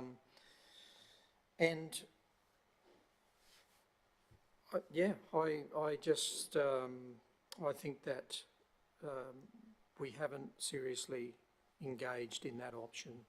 And the reason why I say is, I think I've been clear enough, and I think there's been enough other commentary around here, that I think we're locking ourselves into well beyond a 3-year interim model. The further we go, entertain this, it will become more and more obvious that we've locked ourselves into a position, and I don't consider it core business of council. Thanks, Chair. I don't expect a response, but I'll just, we'll vote accordingly. Thanks, Councillor Carl. As the seconder of the motion, do you wish to speak? Do I have another speaker for the motion? Councillor Harris-Sullivan. Thanks, Mr. Chair. I mean, I wish I had $1 for every minute we'd spent talking about the Jundarian woolshed, but it is our history, and we need to preserve our history, because I don't know what the saying is, you know, if you don't value your past, you don't know what your future is, or something. And you can walk into that building and know that there is something special about that building. And we have to, somehow or other, preserve that building. And yes, I think, you know, everyone has different priorities in terms of the money, but as an iconic piece of a structure, it needs to be preserved, and we need to look after it. Thanks, Councillor O'Hara-Sullivan. Do I have another speaker against the motion? If there's no other speaker against the motion, Councillor McMahon, would you like to, I'll close the debate, but if you'd like to sum up. No, thank you, Chair. So councillors, before us close the debate. Before us, the recommendation is 1. So council approve an interim operating strategy for the John Darien Wool Shed via direct management by Toowoomba Regional Council until November 2026, and a report providing a recommendation for a longer term strategy for the John Darien Wool Shed be presented to council prior to the conclusion of the interim operating strategy. And then the third that we've added to that is relevant milestones and KPIs for council's direct management of the John Darien Wool Shed be reflected through the annual operational plan. So that is the motion. So moved by Councillor McMahon, seconded by Councillor Von Hoff. I'll ask for the vote. Those in favour? Those against? So that motion is carried. Thank you, councillors, and thank you very much to the staff involved. Councillors, I'm in your hands. We have one more item before we go to confidential, but do you want to break now and come back, or do you want to do this item and then we go break at the confidential? I'm in your hands. I might just move to adjourn for 10 minutes. If that's So okay. moved by Mayor McDonald, seconded by Councillor McMahon. Those in favour? Thanks, Councillor. So we will, if we can, if everyone's comfortable, let's resume until it's 10:50. We'll come back at 10:50. So you got 12 minutes. 10:50.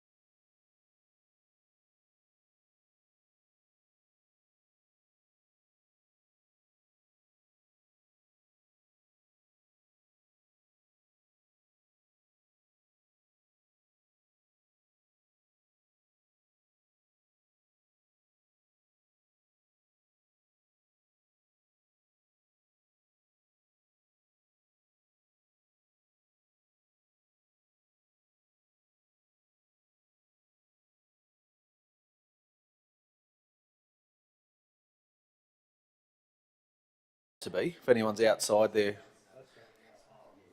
I'm ready to go. Let's resume play, team. Whenever you're ready, Wendy, let you start talking. Once you start talking, they start rolling in.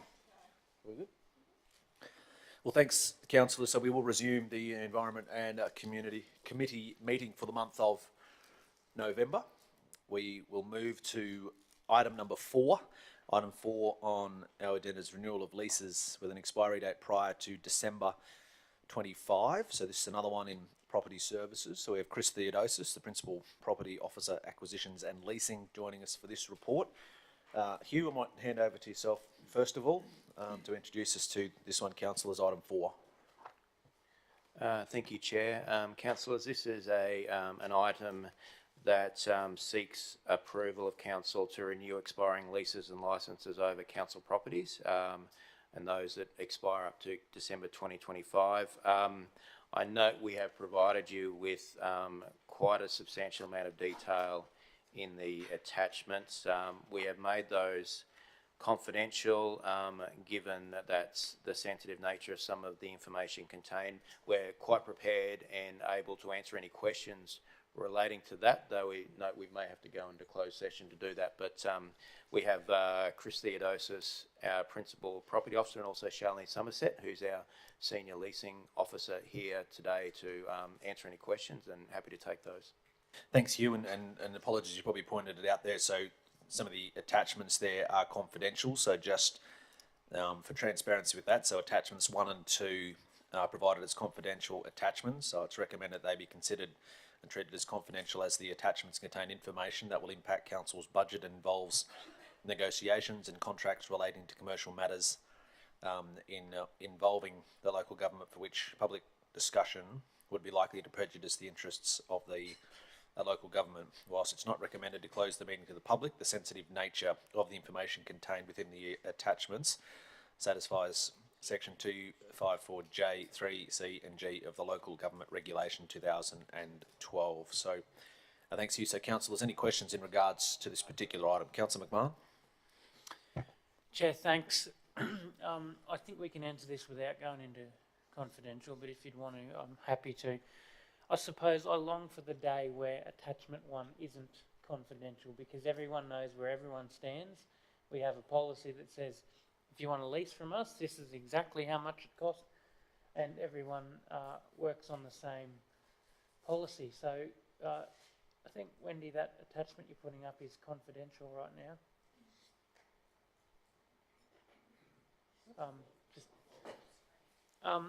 But within that, so we operate a very old region where some people have had handshake leases from a long time ago and some people haven't, and the imbalance between them. So can you just talk about how we can work to get them all equal? Firstly, this is definitely a work in progress, and it's been very long term. I guess an amalgamation was where we saw so many agreements that were either on half-page documents. There were, let's call them handshake agreements.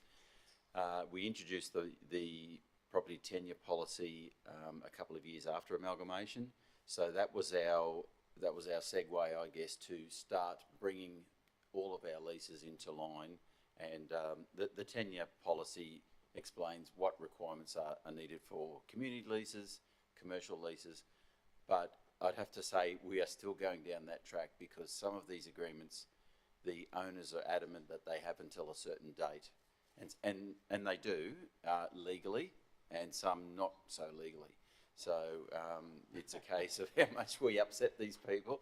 So we do tread carefully, but we are progressing with more and more leases being in accordance with the property tenure policy.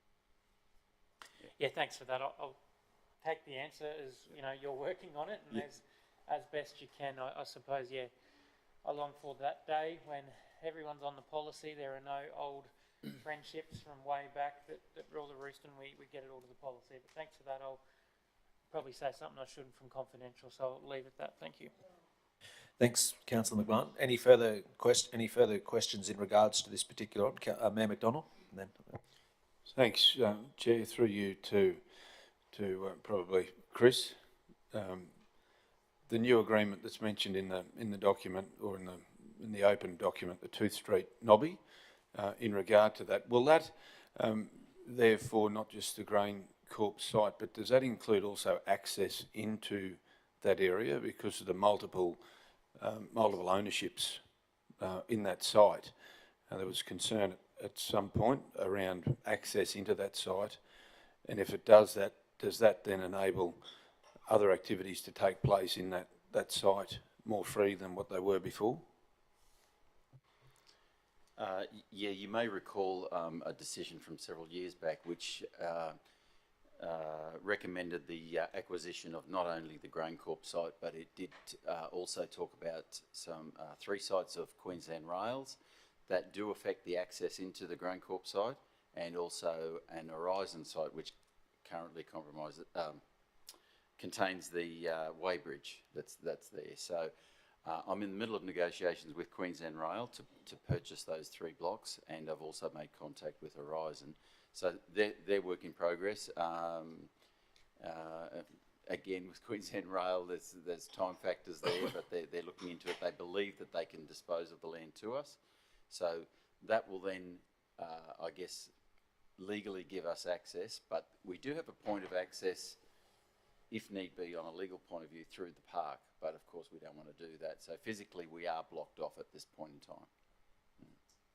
Thank you. I appreciate that and understand that the negotiations, particularly with QR, have been long-lasting ever since the announcement of the Inland Rail, and understandably so. So it's pleasing to hear that things are progressing, and we've got this to this point anyway. Thanks, Bruce. thanks, Councillor McDonald. Councillor Farquhar. Thank you, Chair. My question leads on from Councillor Tim's in relation to, I guess, the rates that we're looking at. And my question was, you know, some of them, obviously with community groups, we've got very good, you know, deal for them, and I totally get that. But there's some, you know, farming land and livestock grazing in there that I think is possibly undervalued, but I don't know.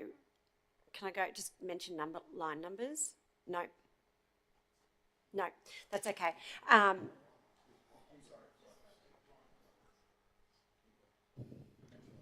We can mention, just speaking with the COC, we can mention line numbers, but if we want to talk specifics, we will have to go into confidential, as that attachment is Yeah, no, that's fine. confidential. Like, I was just going to say number 9, which is some livestock grazing. It looks quite cheap to me for the size of, but I actually don't know, because I don't know. It's more just, I guess, particular rates. So, Councillor Von Hoff, do you want? Chair, I move we move into confidential to discuss this. Got a seconded by Councillor McMahon. So those in favour that we go into confidential?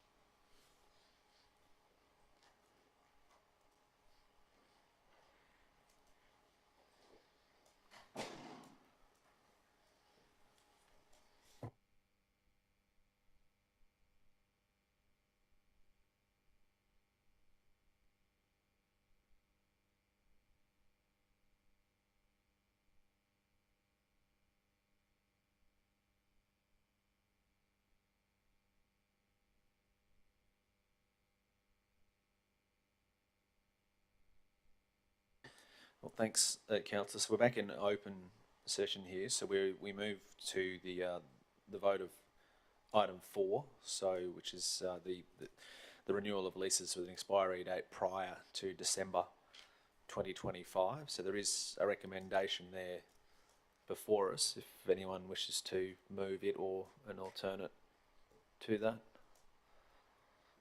happy to move by the Mayor, seconded by Councillor McMahon. Does anyone wish to go into debate in regards to this one? I'll put that to the vote. Those in favour? It's carried. Thanks, Chris. Thanks, Hugh. Councillors, now I do need a motion to move to item number, before we go to item number 6. So we do need to close the meeting to the public to discuss confidential items, and then opening of the meeting to pass resolutions. So item 6 is the confidential item, which is supplier for the precision of Toowoomba Conference Bureau. So the reason for the closing of this meeting. So this report contains confidential information received through council's tender processes, which remains under consideration and is deemed commercial in confidence. The report also contains information which could impact council's budget and involves negotiations relating to a commercial matter involving the local government, for which a public discussion would be likely to prejudice the interests of the local government. So therefore it is recommended that the meeting be closed to the public, given the sensitive nature of the information contained within the report.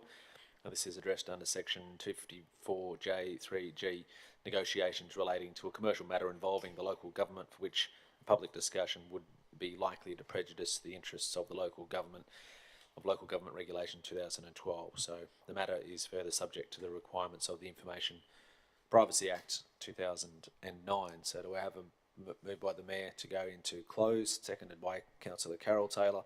All those in favour?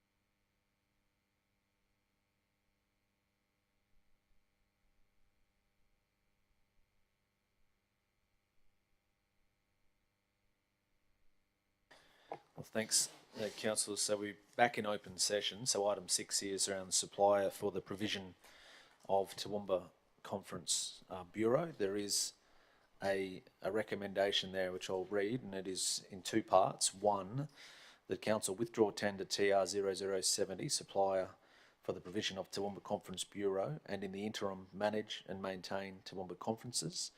And the second part of the recommendation is that council work with stakeholders to review the model that facilitates conference attraction to the region. Do I have a mover for that motion? Moved by Councillor Carol Taylor, seconded by Councillor Tim McMahon. Does anyone wish to go into debate? I'll put the vote. Those in favour? That's carried unanimously. Thank you, councillors. Thank you, team. That takes us, the meeting concluded.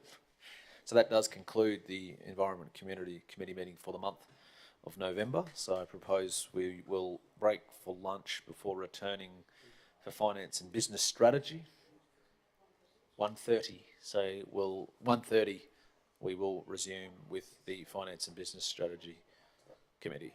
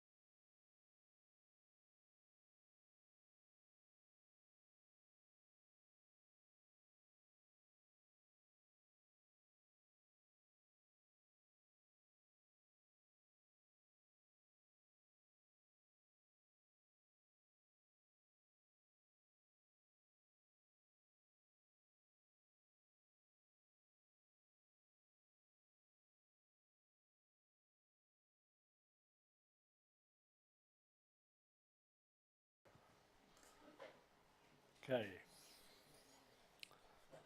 Could I welcome you to the Finance and Business Strategy Committee meeting of the Toowoomba Regional Council. The meeting is open to the public and will be also live streamed.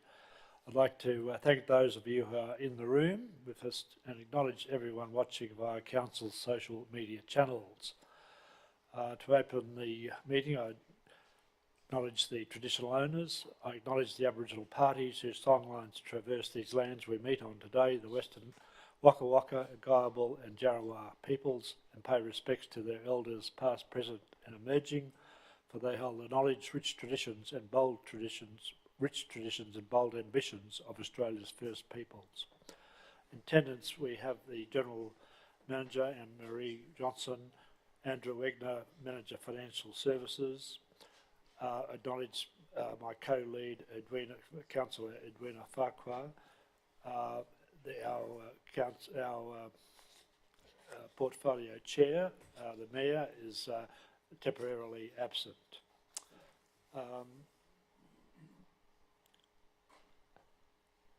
The apologies would be Councillor Melissa Taylor and Councillor Nancy Summerfield, and as I mentioned, the Mayor is absent temporarily.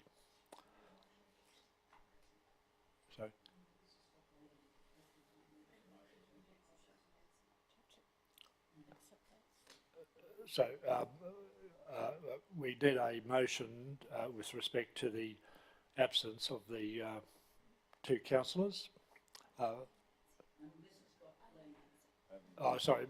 Councillor Melissa has leave, so in relation to Councillor Summerfield, Councillor Carol Taylor, and seconded Deputy Mayor Councillor Von Hopp.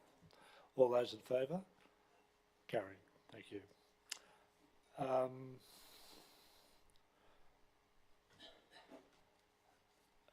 I am not aware of any declarations of prescribed conflicts of interest.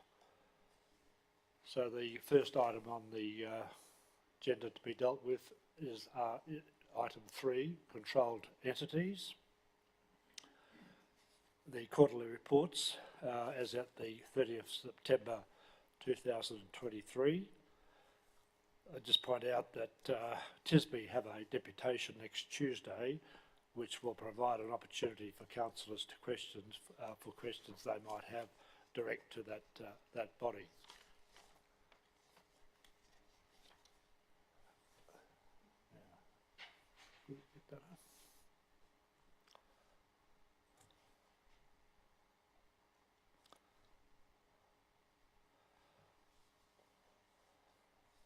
The purpose of this report is to provide Council with quarterly information regarding Council's controlled entities' activities. The financial reports are prescribed for the quarter ended 30th September 2023.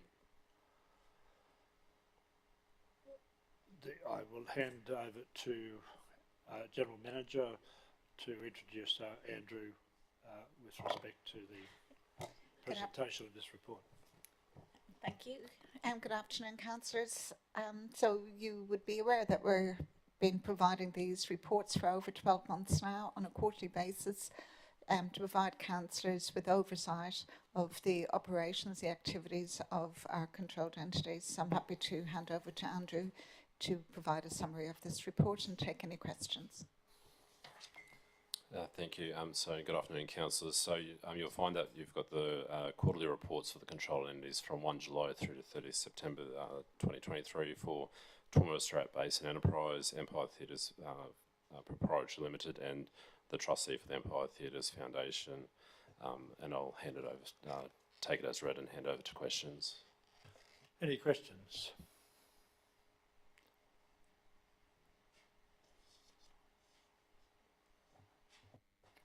Councillor Edwina. Thank you, Chair. Thank you, team, Andrew, for putting this together. I guess just on the TISB activity, really happy to see them doing events like the MLA Downs Beef Battle, and looking forward to hearing more information about the different events they're doing in our region and the business and activity that they're bringing to us. Looking at page, hang on, sorry, 181 on board books, the year-to-date income is about $500,000. I guess, do they look at investing that, or does it just roll over to the following year? Thank you, Councillor. A part of their, not dissimilar to TRC, some of their income is actually somewhat based on timing of grant income. So they may receive some income in advance where they then have to expend that in the following year. So I know last financial year, TSB received some grant income, which then they will then look to expend in the current financial year. And they've currently got a forecast budget, a deficit for the current financial year. And that just looks to take into effect the timing between income happening at 30 June, by 30 June 2023, and then it's expended in the following year. Okay, great. And I noticed, again, on page 270, again, this is probably following on, but they've got an accumulated surplus of $1.5 million. And given, I guess, the last session we had in chamber, just now talking about Toowoomba conferences and I guess listening to John last week talking about the growth and the business that they're attracting to our region, could we potentially look at TSB or task them perhaps to look into whether it's even part of their remit for us to consider looking at utilising them for attracting conferences to our region? So I'm happy to take that one on board. So we're actually looking at the following report, which is the tabling of the annual financial statements, which page 270, which indicates the surplus. And as Andrew mentioned there, TSB have the same challenges most entities, Toowoomba Regional Council, the Empire Theatre, in being subject to Australian accounting standards and needing to recognise revenue when it's received, recognise grant income when it's received, even though delivering the services associated with that income may not occur until future financial years. But there is certainly an opportunity to have discussion with TSB and bring back a report with how we could utilise their reserves or their retained earnings to support the region. So I'm happy to take that one. Thank you. Yeah, no doubt you can raise that next Tuesday when they present here again. Councillor Megan? Thanks, Mr. Chair. I was just curious, and it might not be a question that you can answer. I did email GM Nicola of Planning, because in our session, it was last week when we're talking about sort of rationalisation in all of our groups, Nicole talked about the Gardens by the Bay, and it does say in TSB's report, Singapore Gardens by the Bay executive team visited during the Carnival of Flowers 2023 to plan display for the 24 event and organised trial shipment of plants into Singapore. So I was just a bit unclear about who has carriage of this and who's paying for what. I'm happy to take that one on notice and send an email to councillors. Any further questions?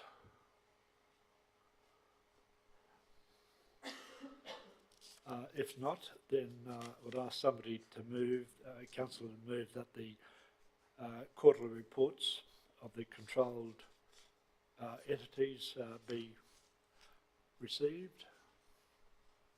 Councillor Farquhar, seconded Councillor Megan O'Hara-Sullivan. All those in favour? Carried. Unanimous. Thank you.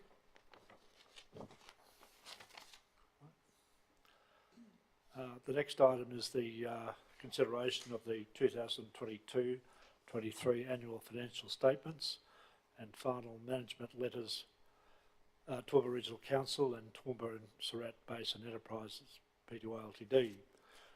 Councillors will recall that these documents have already been considered by us and were part of our annual reports, but nevertheless are here for consideration as well. I pass on to Anne-Marie to comment. Thank you, Chair. So, councillors, last month when we adopted the annual report, it included the financial statements. But as you can see by this report, we are required to table the reports separately at the next ordinary meeting of council. So the purpose of this report is to table the financial statements and the final management letters for the entities.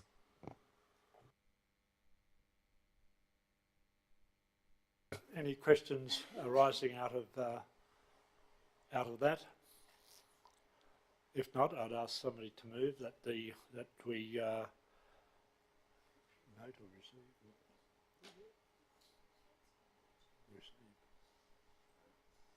Yes, that council note the certified financial statements and final management letters for council and Toowoomba and Surat Basin Enterprise Pty Ltd.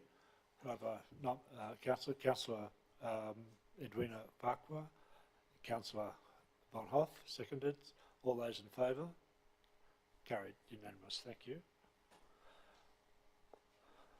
The next item is item 5, the council pre-approved suppliers, exception from seeking written quotes or tenders. This is an annual requirement. Ask the General Manager to introduce that. I'm happy to hand over to Andrew for this one. Thank you. And as Councillor Shine indicated, so this is to obtain a resolution which allows council under specific circumstances to not seek written quotes or tenders from specific suppliers of goods and services in accordance with section 235A or B of the local government regulation. And you'll see that's been provided as part, the list of suppliers is provided as part of attachment 2. And it identifies either the only supplier reasonably available or the services being support are of a specialised or confidential nature. I'll hand it over to questions. Any questions? If not, I'll ask some councillor to move that the council adopt the pre-approved suppliers list, attachment 2, as being compliant with the application of section 235A or B of Local Government Regulation 2012 for contract purposes. Councillor Tim and Councillor Carol Taylor, second. All those in favour? Carried unanimously. Thank you.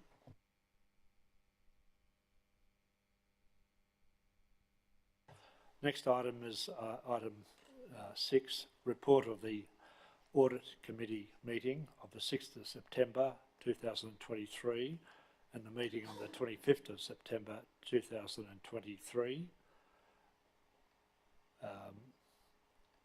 Just mention that the next meeting of the Audit Committee is in a few weeks' time on the 6th of December. General Manager, do you want to add to that, please? Thank you, Chair. So, councillors, this recommendation is just that the reports of the Audit Committee meeting held on the 6th of September and 25th of September be received and the recommendations be adopted. Any questions? If not,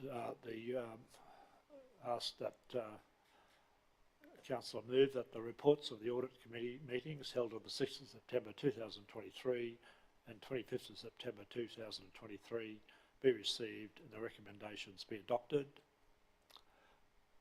Councillor Von Hoff and Councillor Farquhar, all those in favour?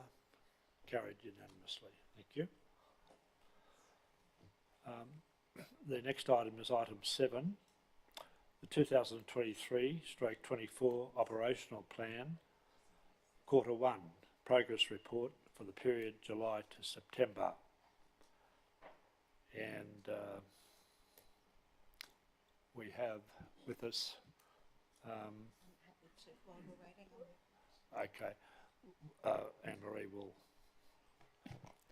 introduce that, councillors, I know that general managers are on their way over here. We've probably just moved a little bit quicker than anticipated through those first few items. So if you want to have a look at the operational plan for the Finance and Business Strategy Group. I've got the managers here and happy to take any questions you may have. Yes, well, okay. Who'd like to start proceedings? Any questions? That's from page 390 of Diligent Boards is where Finance and Business, and you can see I've got the team here to help.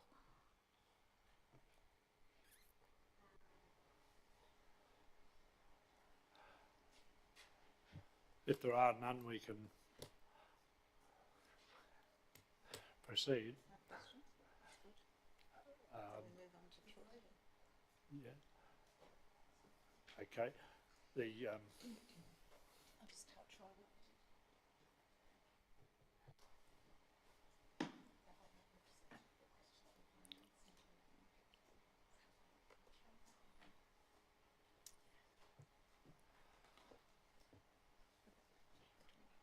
Councillor Edwina. Thank you, Councillor Shine. I guess I was just going to highlight some positives within the report. Looking at attachment 1, page, where are we? 401. Hang on, are we up to there yet? I'm just trying to. 350. Will we start? Do you want to start with the beginning of the reports or go straight forward? Yeah, yeah. By all means, you ask your question. Just refer to the. Sorry, we skipped through these quite quickly too.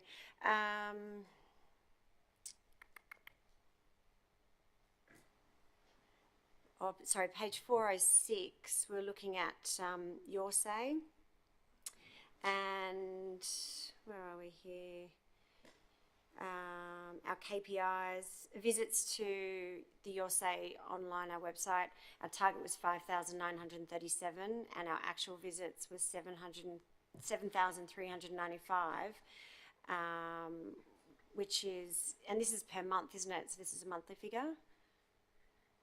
So that's for the quarter, July to September, and for the month of September, 2,842. So the target for the month was for the quarter was 5,937, and we've achieved 7,395. So it is overachieving. Yeah, that's great, and it shows that there's a fair bit of engagement in the website, so that's great to see. Thank you. Any further questions in relation to finance? Councillor Bill? No? Okay. If not, we'll go back to Troy.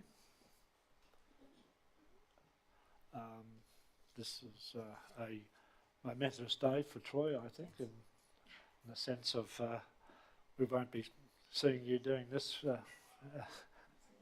again, quite possibly. Welcome.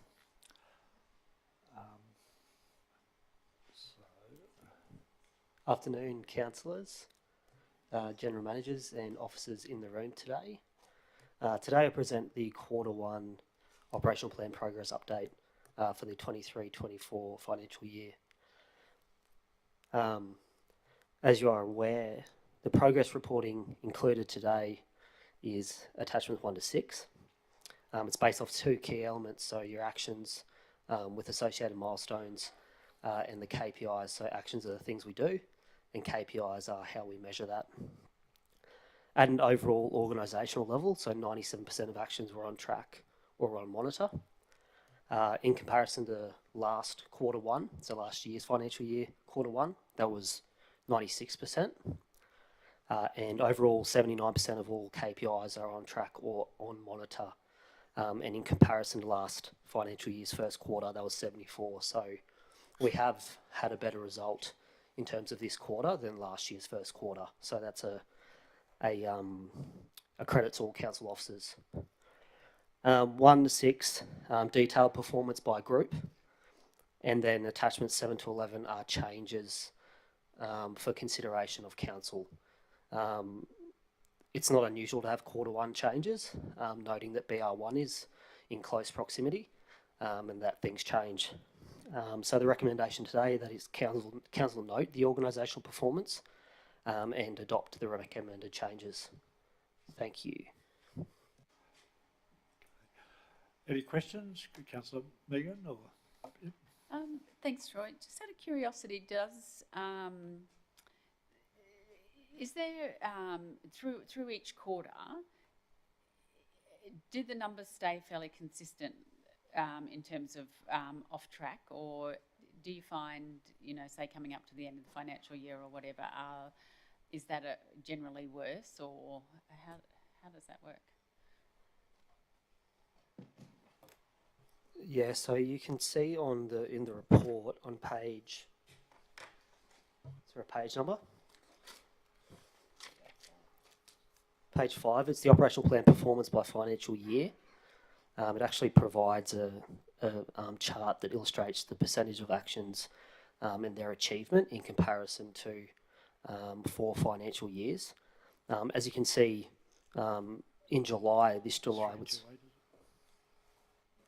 Next. Keep going. Yeah, so that one. So you can see it in July, our achievement of actions was sitting at around 93%. And that may be around the phasing of the KPIs and delivery of certain items. So by the end of quarter, that usually will be fixed. But yeah, they are very similar because an operational plan is the delivery of actions that we're meant to achieve each year. It's usually your KPIs that will be a lot lower just due to stretch targets and whatnot.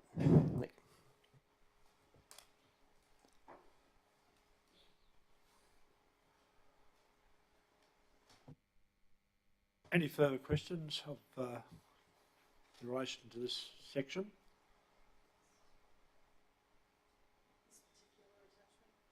Yep. Yes, this particular one. If not, we'll move on to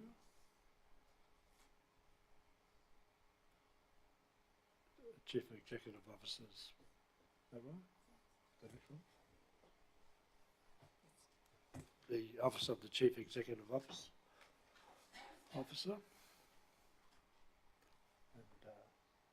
You do that. Just if there's any questions, councillors, that need clarifying.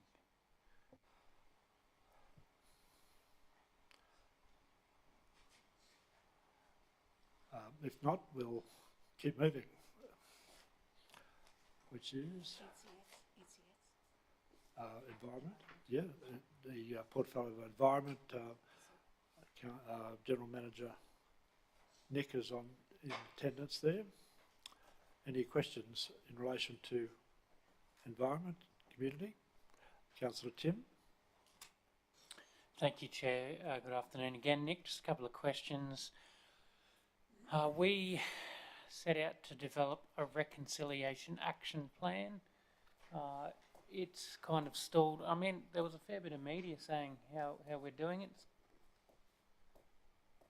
It's kind of stalled a little bit. I think we ask this fairly regularly, but are there chances to pick it up, or where are we up to with that? Thanks, Chair. Thanks, Councillor Tim. Yes, the development of the reconciliation action plan is behind where we would like it to be, owing to internal resourcing challenges. We've having conversations internally, and the responsibility for the development of the RAP's going to transfer to People, Culture and Engagement branch, and we have a budget to support the engagement of a facilitator to assist us with that. We've also we've progressed the appointment of the internal working group that we need to oversight that. So we've advertised expressions of interest throughout the organisation and received a good response to that. Just last week, I met with Manager PCE and others and have assessed those EOIs, and we've got a recommendation around the appointment of those working group members to go to the CEO just as soon as I can finalise that memo. and we'll be onboarding the facilitator to assist us very shortly. But it is behind. The original plan was to have that completed by the end of this financial year. I think we're probably looking at up to an additional 12 months before that program's finalised, unfortunately. No, wheels are moving. Thanks for your answer. Another question, if I could, please, Chair. Page 367 of board books.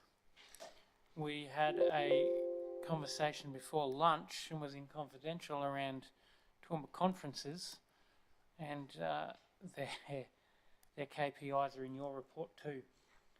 Just wondering why we report on the work they're doing, for one, and second of all, will they be taken out, or could they be taken out, depending on what happens from here with Toowoomba conferences?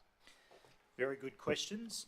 The reason we're reporting on those is because they are an activity or a desired outcome of TRC, and we're outsourcing. We've got a contract arrangement, but we're still responsible for the performance of that contract. So that's the reason that we are reporting on that, to give you visibility around the performance. I don't think we would be removing those. We'd be looking to incorporate them in the relevant and appropriate way moving forward, pending the outcome of that committee recommendation and subsequent decision of council next week. Okay, thanks very much. No more questions. Thank you. Councillor Von Hoff. Thanks, Chair, through you. Thank you for this, folks. General Manager Nick, what am I going to talk to you about? Fire management, I imagine. Thanks. So I'll go to page 377 of board books and page 42 of the report. So it's MO 7379, prepare and implement individual prescribed burn plans as agreed and discussed at the Toowoomba Local Government Authority Fire Management Forum. And then the performance there's got a green tick. Planned burns completed at Cecil Plains, Millmerran and Charlton Depot, with another area at Greenmount mechanically fuel reduced in lieu of burning. So my question, I suppose, through you, Chair, Nick, we've had discussions here and we had a deputation from Wayne Waltersbuell 2 months ago, I think. And we talked about the difficulties that we were facing as a region, because we've had wet years. A lot of grass has grown in that time. The last 4 months have been very dry, and the forecast from state and federal agencies is for a very, very difficult burn season. And so we have, despite this, managed to complete the planned burns. And I wondered if there was, because I thought we asked the direct question to Wayne about, have we done everything that we can? And he said, yes, we have. You know, we would have liked to have done more, but given the challenging circumstances, he was confident that we've done everything that we could have. So are there burns that we've done everything that we said and hoped we would? Are there burns then that were outside of that in some ideal situation we would just do more in a season? Or I'm trying to reconcile, you know, information that we could have, you know, in an ideal world there would have been opportunity, but the circumstances, the weather meant that we couldn't do burns. We're also seeing that we've done fuel reduction burning and the mechanical fuel reduction from a council perspective. Again, good questions, and I'll do my best to give the question some justice through my answer. So every year we prepare, and you'll see the milestone above it, which is about preparing prescribed burn plans for the coming burning season, and we haven't met that one. And so I probably shouldn't have highlighted that, but anyway, I have.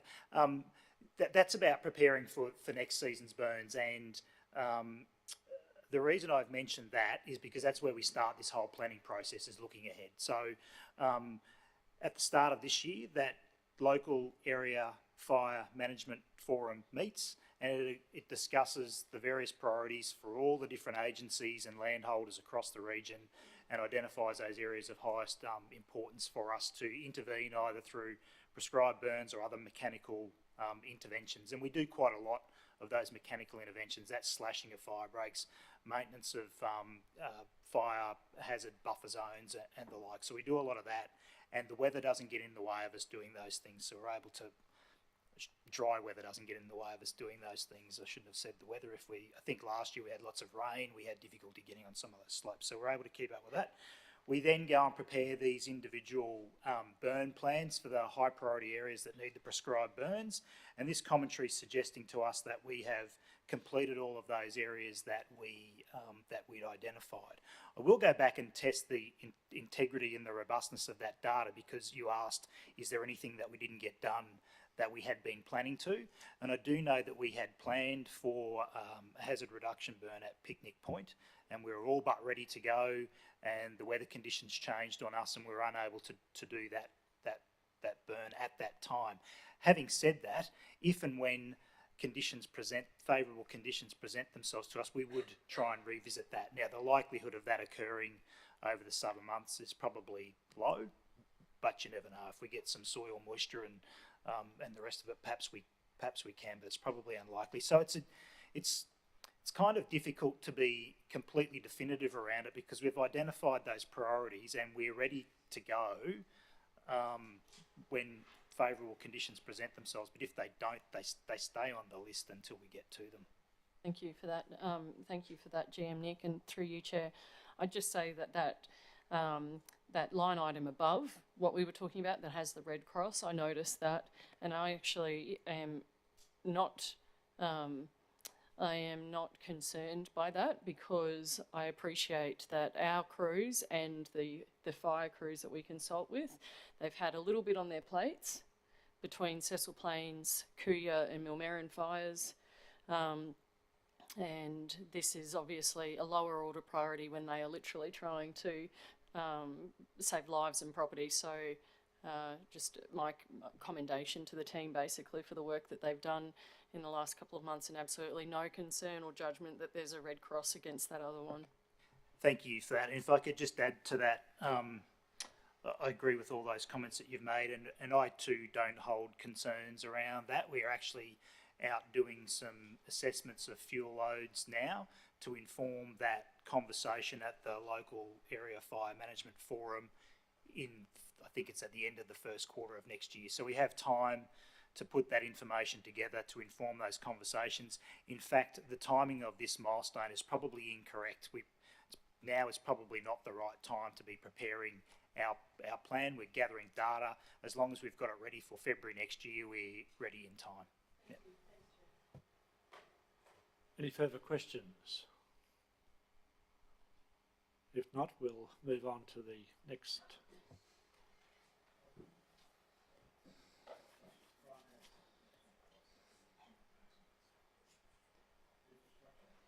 Which is infrastructure. General Manager. If any questions for infrastructure? If not, if there are no questions for the General Manager, then we'll move on to finance, is it? Planning, sorry. Yeah. Are there any questions in planning? Councillor Megan? I'll ask the General Manager to approach.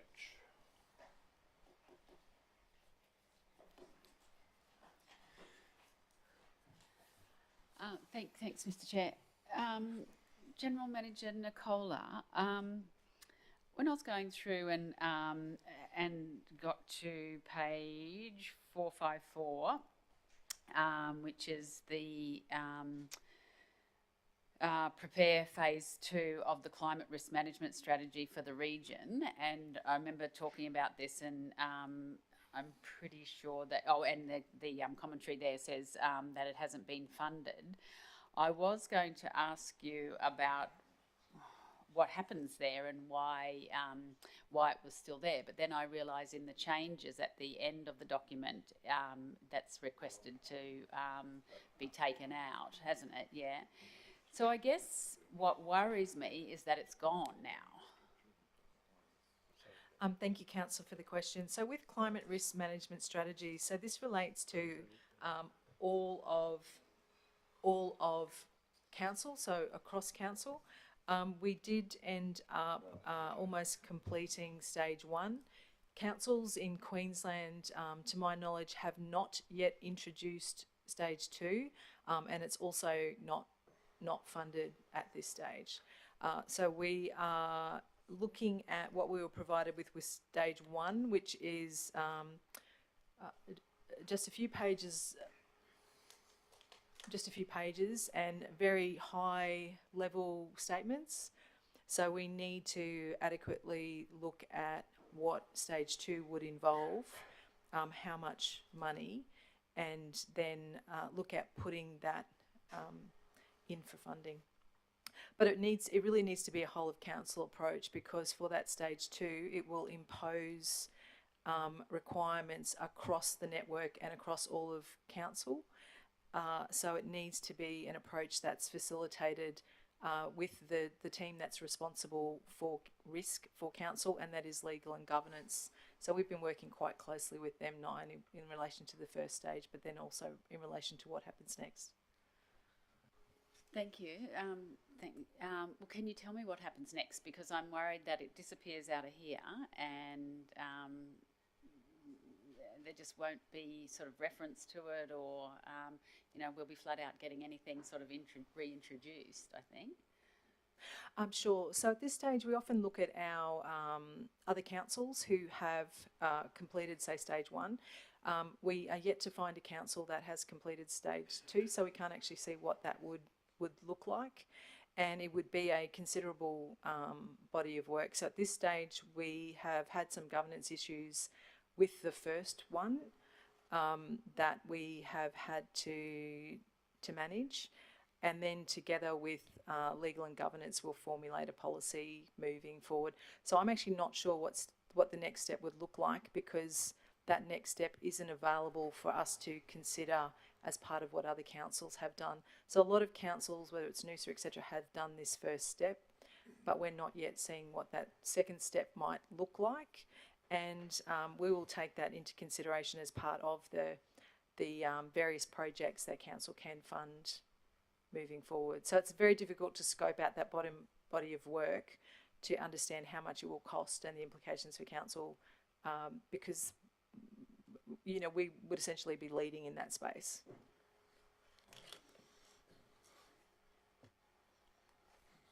Okay. Councillor Von Hoff. Thank you, Chair. Thanks, Councillor O'Hara-Sullivan. I had highlighted the request to change that on page 511 of Board Books. And thanks through you, Chair, to GM Nicola for your comments then. I struggle with where we are at the moment, because personally it doesn't sit right with me that we would be removing this work from council's progress report, because I think it's that thing that you measure what matters, and in taking this out, we're sending a message that this work no longer matters to us. And I would actually rather that we keep a red cross next to it for whatever period of time, because it keeps us focused on doing that work. And corporately, I don't think it actually, taking it out, aligns with our corporate plan either, where we've got the stated desire to be an environmentally conscious council.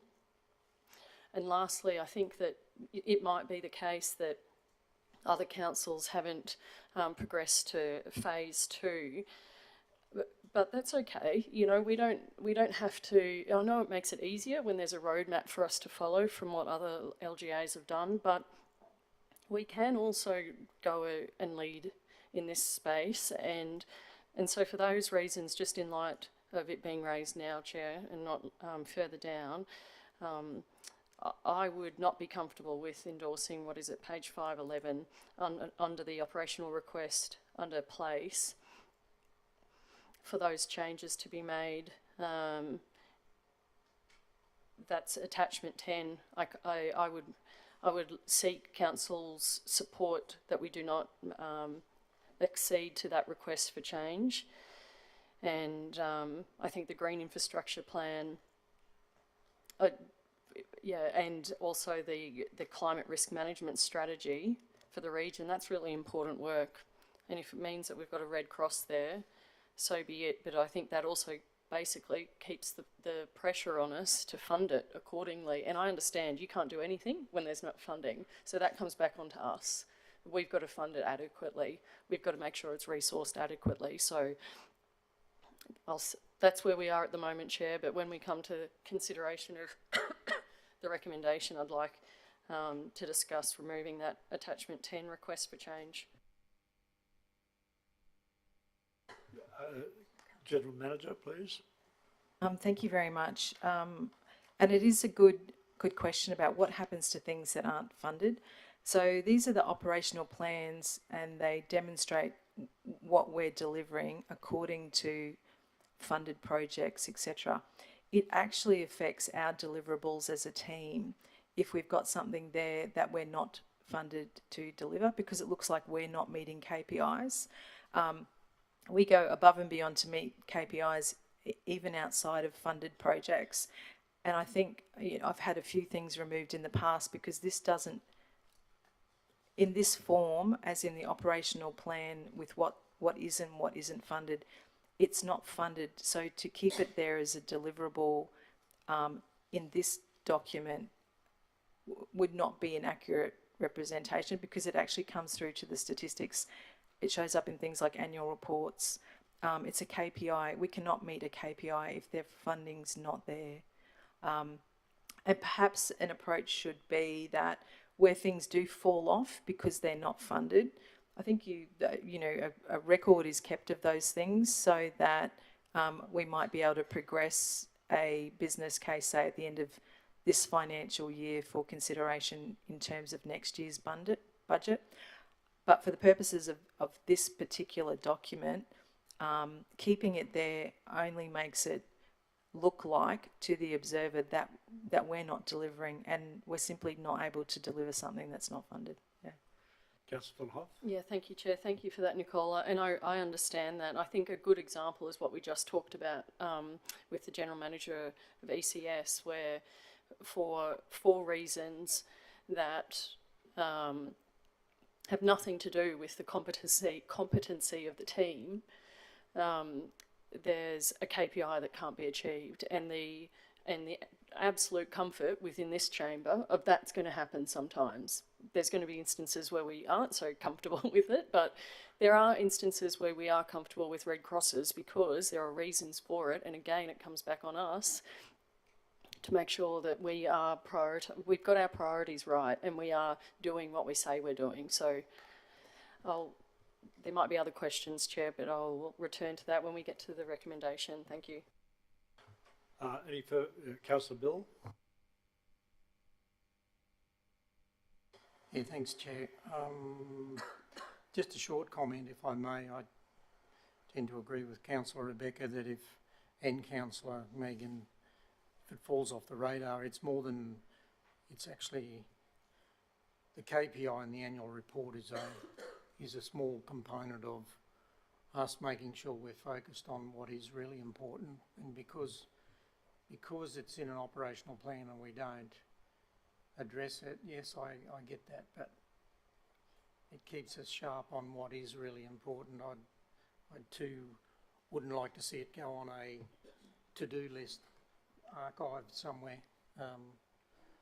My question, questions in relation to page 451 of board books, and it's to do with the last two items on that page, and then over on 452, the three items. Just a general question to you, Nicola, around the statutory timeframes and these being processed within an acceptable, within the KPI ranges or the targets. Thank you, Councillor. One moment. I've got different numbers on mine, so just one second. Okay, so page 114 and 113 of 141 and 114 of 141. So the last two on 113 and then the three over the page on 114. Just some commentary around the ratings there on this 50% achievement against the target, 66, 0, 83, 78 applications. I'm just wondering if you could provide a bit of an update on where that's heading or what the challenges might be. Thank you, Councillor Bill. So, as is known, we have been carrying quite a lot of vacancies. Within our planning team, we deliberately carried some extra vacancies in level 3 to 5 positions because we were giving 3 of our planners the opportunity to act up into level 6 positions to see if they could achieve the milestone of reaching senior planner standards. I'm absolutely delighted to, so rather than advertising for 3 senior planners, we have nurtured ours from within. I'm delighted to say that those 3 planners are all now senior, and we are advertising the level 3 to 5 positions. We also had, so they're primarily vacancy related, so I would expect those timeframes to improve. As well, we're looking across the networks. I had said before we did a review of that internal referral partnership agreement.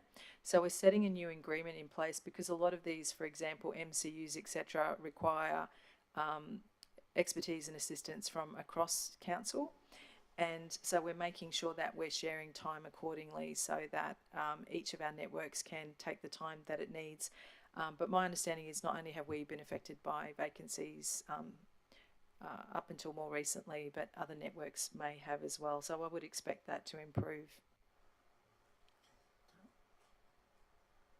Any further questions?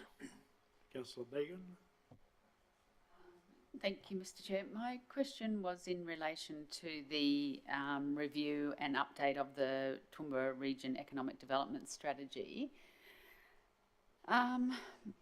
Rect is on page 122 of 141 for your numbering.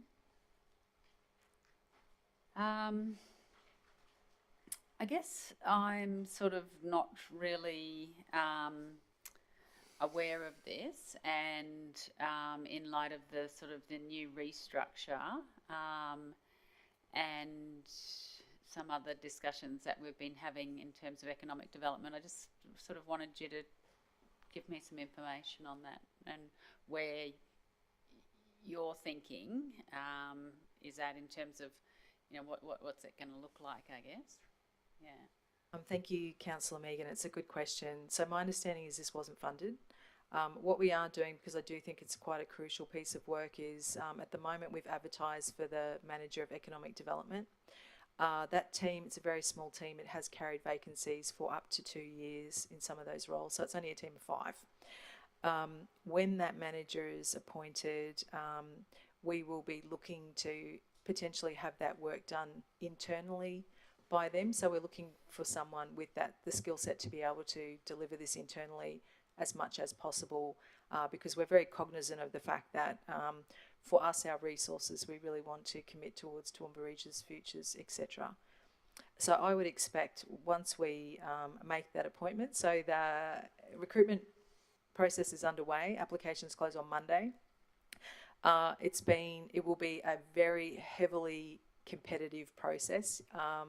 The quality of applicants internally and externally is very impressive. And we do have someone from ComSec that will join us on that interview panel. I think Kylie also, and Jade and I will be on that panel. So we should have that determined within the next couple of weeks, and then they'll set upon this body of work.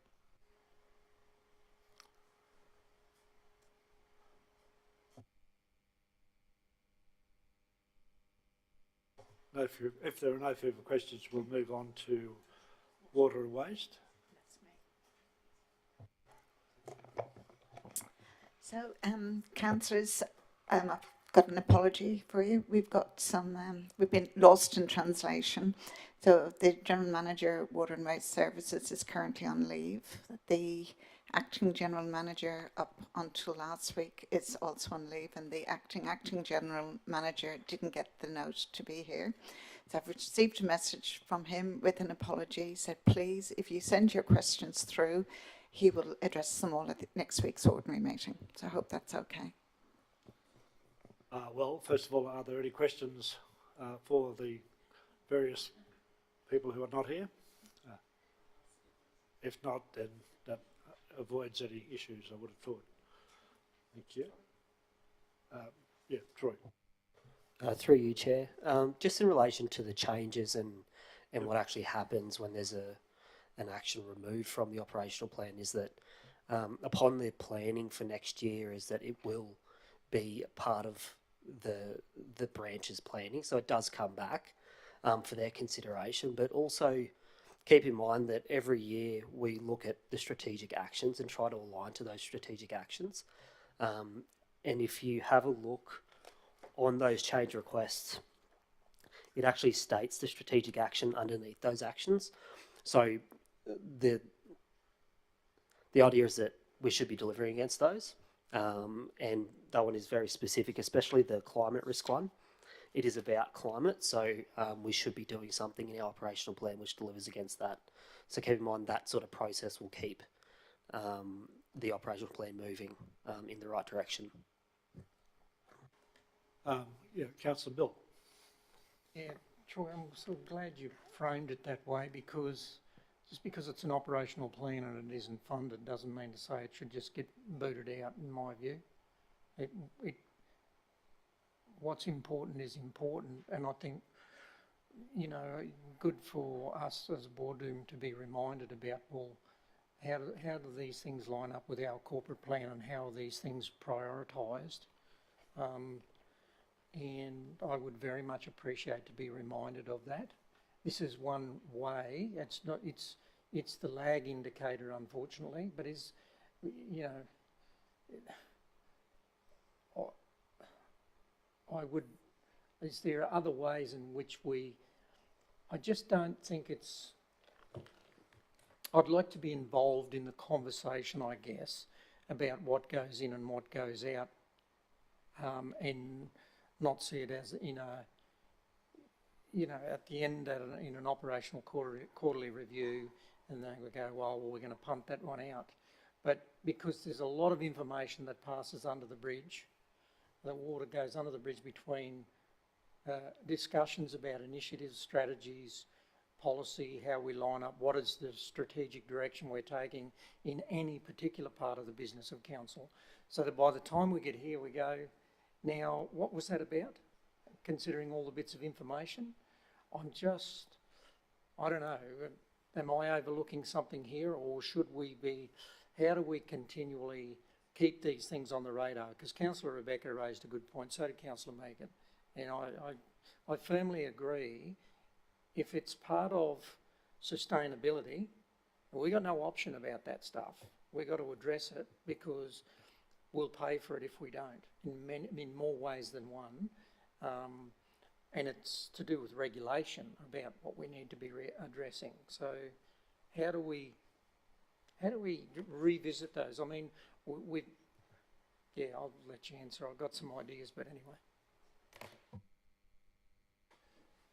Mr. Chair, would you like me to respond to that? Through you, Chair.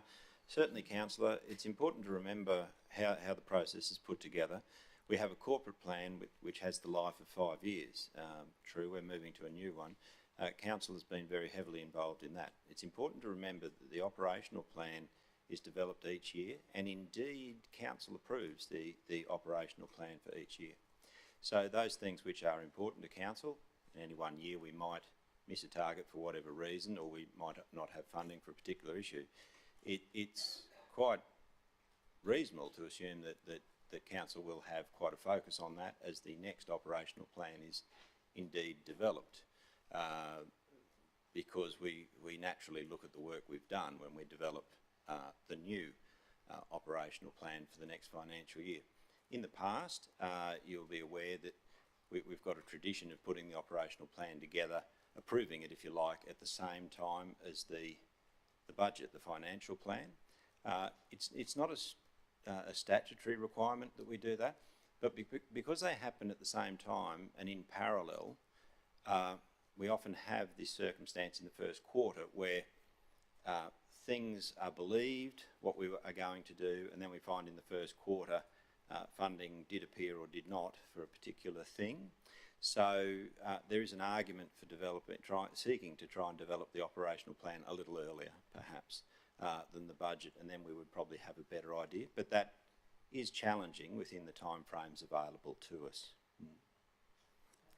Look, we may already do it, and there's just a million bits to this beast, and this is only one component of the budget.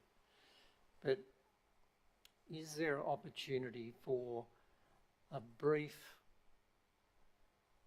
one-liner in this report identifying what is, under a prioritisation model, of what is statutory, what is legislative requirement, what is, is there an opportunity for that to be included? Because then it becomes very clear cut around what are the priorities. Some there is always discretional, but there's always non-discretional, and they then, whether we've met our targets, whether it's been from a budgetary point of view or whatever, it just helps us hone in on what are the critical components that we need to address. Chair, would you like me to respond? Yes. Through you, Chair. Certainly, Councillor Carl. We have in the past, in terms of service planning, looked to what is statutory and not statutory.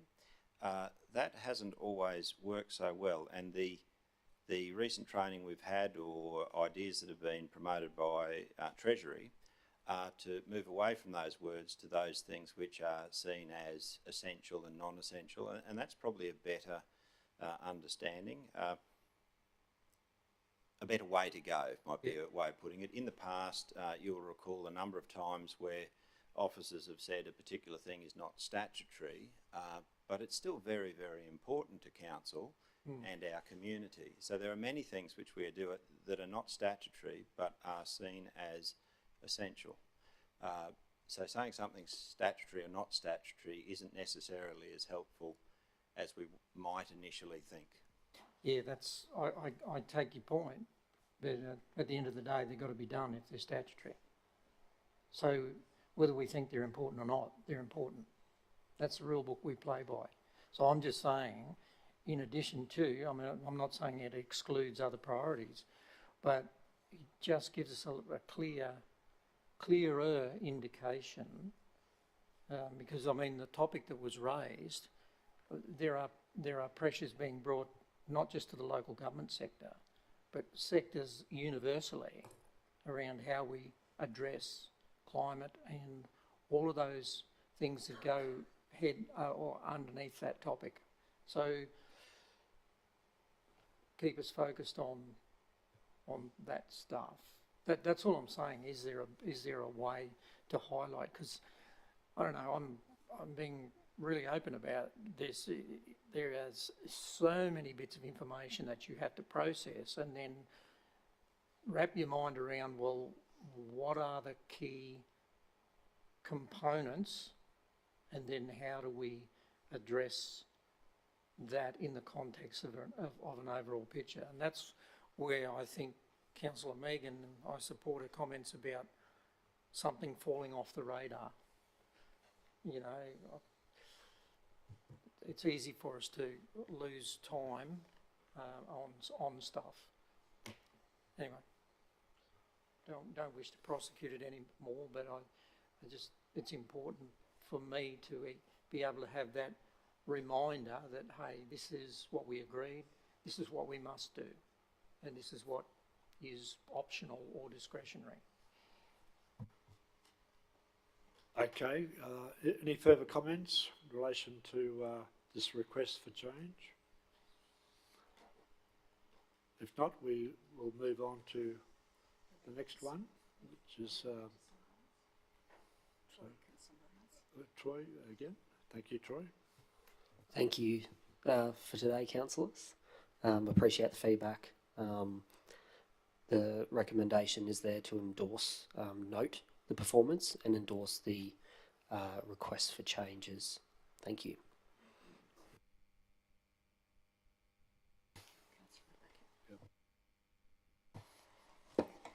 Thanks, Chair. So with my councillor colleagues' agreement, I'd like to move an amendment to the recommendation that council note the organisational performance and adopt the recommended changes as outlined that council note the organisational performance, full stop maybe, and that council adopt the recommended changes as outlined, so on, with the following amendments. Attachment 10, request for change. Oh, you've already done it, Wendy. You're just on fire. Request for change to 2003-24 operational plan place, the reinstatement of ACT 02958, prepare a climate risk management strategy for the region. Okay. So as it stands, that would maintain a red cross next to it, and with the understanding that we're comfortable with that because at least it maintains it on our priority list for consideration for future funding. You made that, and Councillor Bill second. Any discussion? If not, I'll put that motion that as just read, that council note the organisational performance. 2, that council adopt the recommended changes as outlined in 2023-24 operational plan, quarter 1 progress report, July-September, with the following amendment. 10, request for change to 2023-24 operational plan place, the reinstatement of ACTO 2958, prepare a climate risk management strategy for the region.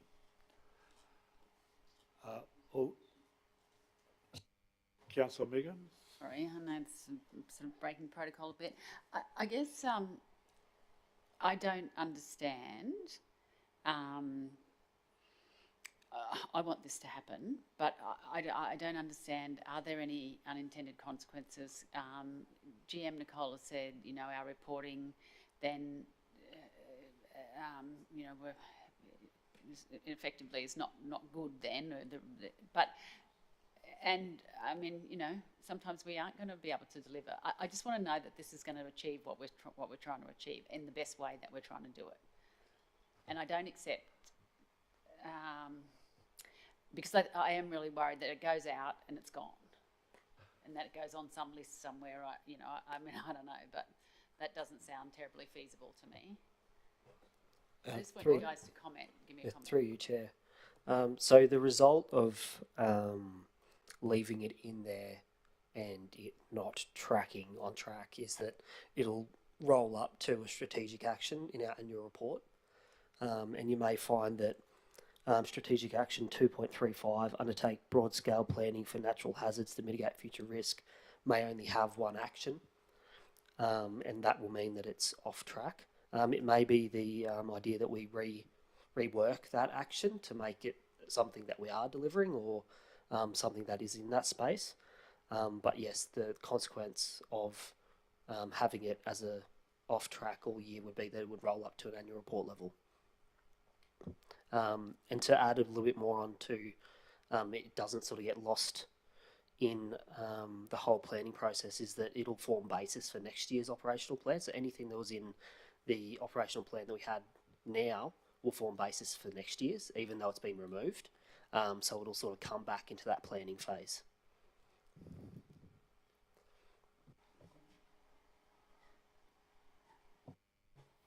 And the fact that it's reportable, you know, what does that mean? David? Through you, Chair. Councillor, I think the issue is, as Councillor Vonhoff indicated, that you effectively get a, if you like, not a high score, a red cross indeed, but at the end of the day, that is, I suppose, a more true and accurate report of where we're at. It depends on how comfortable we are with that. You might recall in a previous financial year we left a range of things in, and I think subsequently we did remove them out in a later quarter.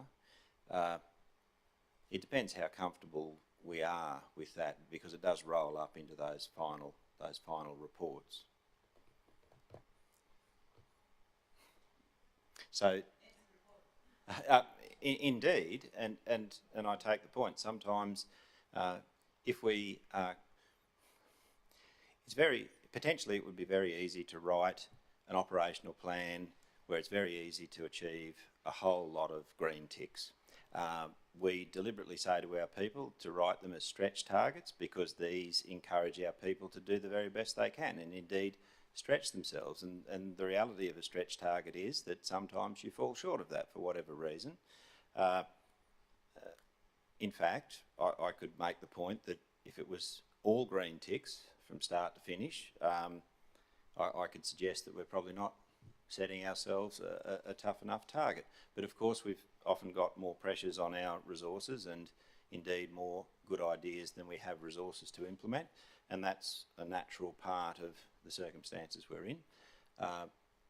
It depends on how comfortable we are with that. I do take the point from the General Manager of P&D that if something isn't funded, then it's difficult to leave it on the books in a rational sense, because we're basically saying we're not doing it. So there is a strong argument for removing it in that sense. But if we're comfortable with saying that that's why it's there, that's the logic. Councillor Bill? Yeah, look, I find this no different to any KPI, and there is always a legitimate reason, or most times there will be a legitimate reason as to why it hasn't been achieved. And I think that's a realistic, authentic snapshot of what council's attempting to do. And I agree, Dave, green ticks, why are we sitting here if we're going to get green ticks? All green ticks. It's not even about that. It's about a transparency to our community that what we consider is important is in the operational plan, and that's chunked down, as you say, from a corporate plan on an annual basis. So, you know, this is where we're working towards. Yes, we're not going to meet the mark every time, but there are legitimate reasons why, and they're explainable. And I'd rather stump up and explain, step up and explain, rather than make everything look rosy. So at least then people get a true understanding of what the important issues are for the community as we've gone through the process of formulating a corporate plan. And by the way, we've just had a corporate plan in the 16 years I've been around the table, the most ever feedback we've got, and we made alterations accordingly. So, you know, we're acting on information from the community. So to take it out just because there's a reason that we haven't supported it now is not a reason to take it out. I think it keeps us focused, it keeps what's important on the books. Okay, if there's no further discussion, then the motion was moved and seconded. All those in favour? Those against? Carried. Thank you. We're going to confidential. Yeah, right.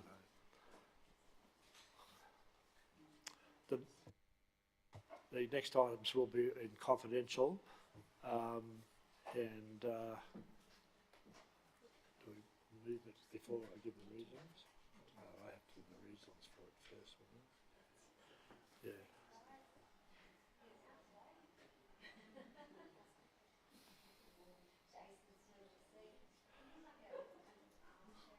Thank you. The, yeah,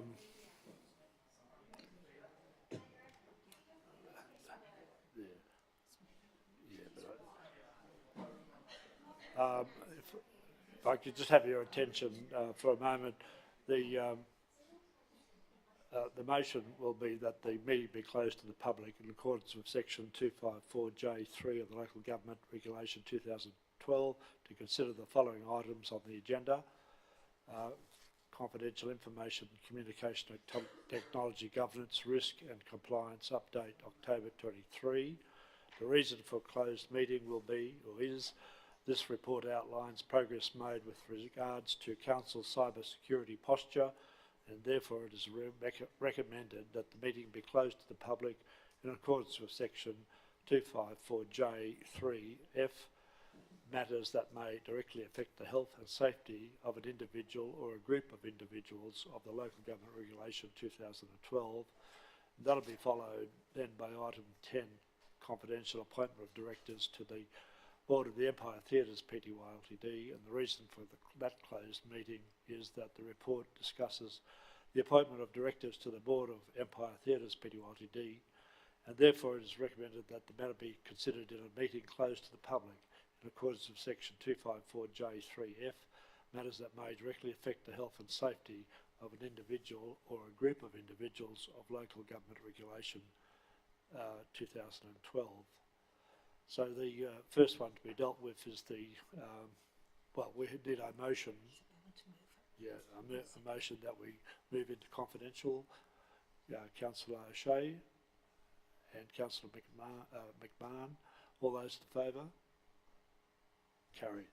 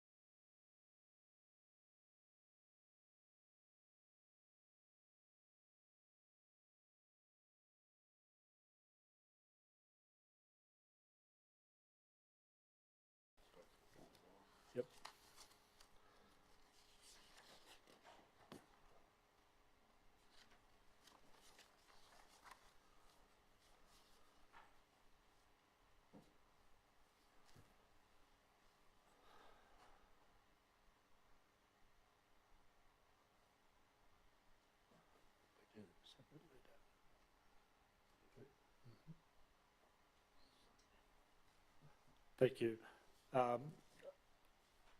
Could I have a motion with respect to the first item dealt with in confidential, which was the Information Communication and Technology Governance Risk and Compliance Update, October 2023, that report be noted? Yeah, the Mayor and Councillor Megan. Any discussion? All those in favour? Carried unanimously. And with respect to the second matter dealt with confidential, the appointment of directors to the board of Empire Theatre Pty Ltd, that further consideration of this matter be deferred until the ordinary meeting next week. All those, well, the Mayor and Councillor Edwina. All those in favour? Carried unanimously. That, I think, concludes the meeting. Thank you. One and all.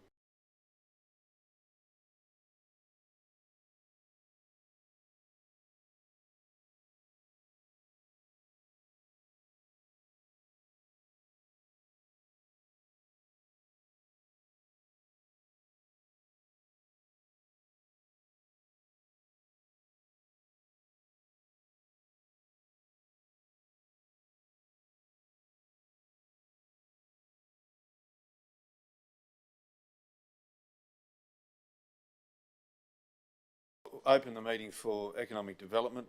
Acknowledge everyone in the room, councillors and CEO, and appreciate your time here this afternoon. We do need to record, well, it's already recorded, the apology for Councillor Melissa Taylor.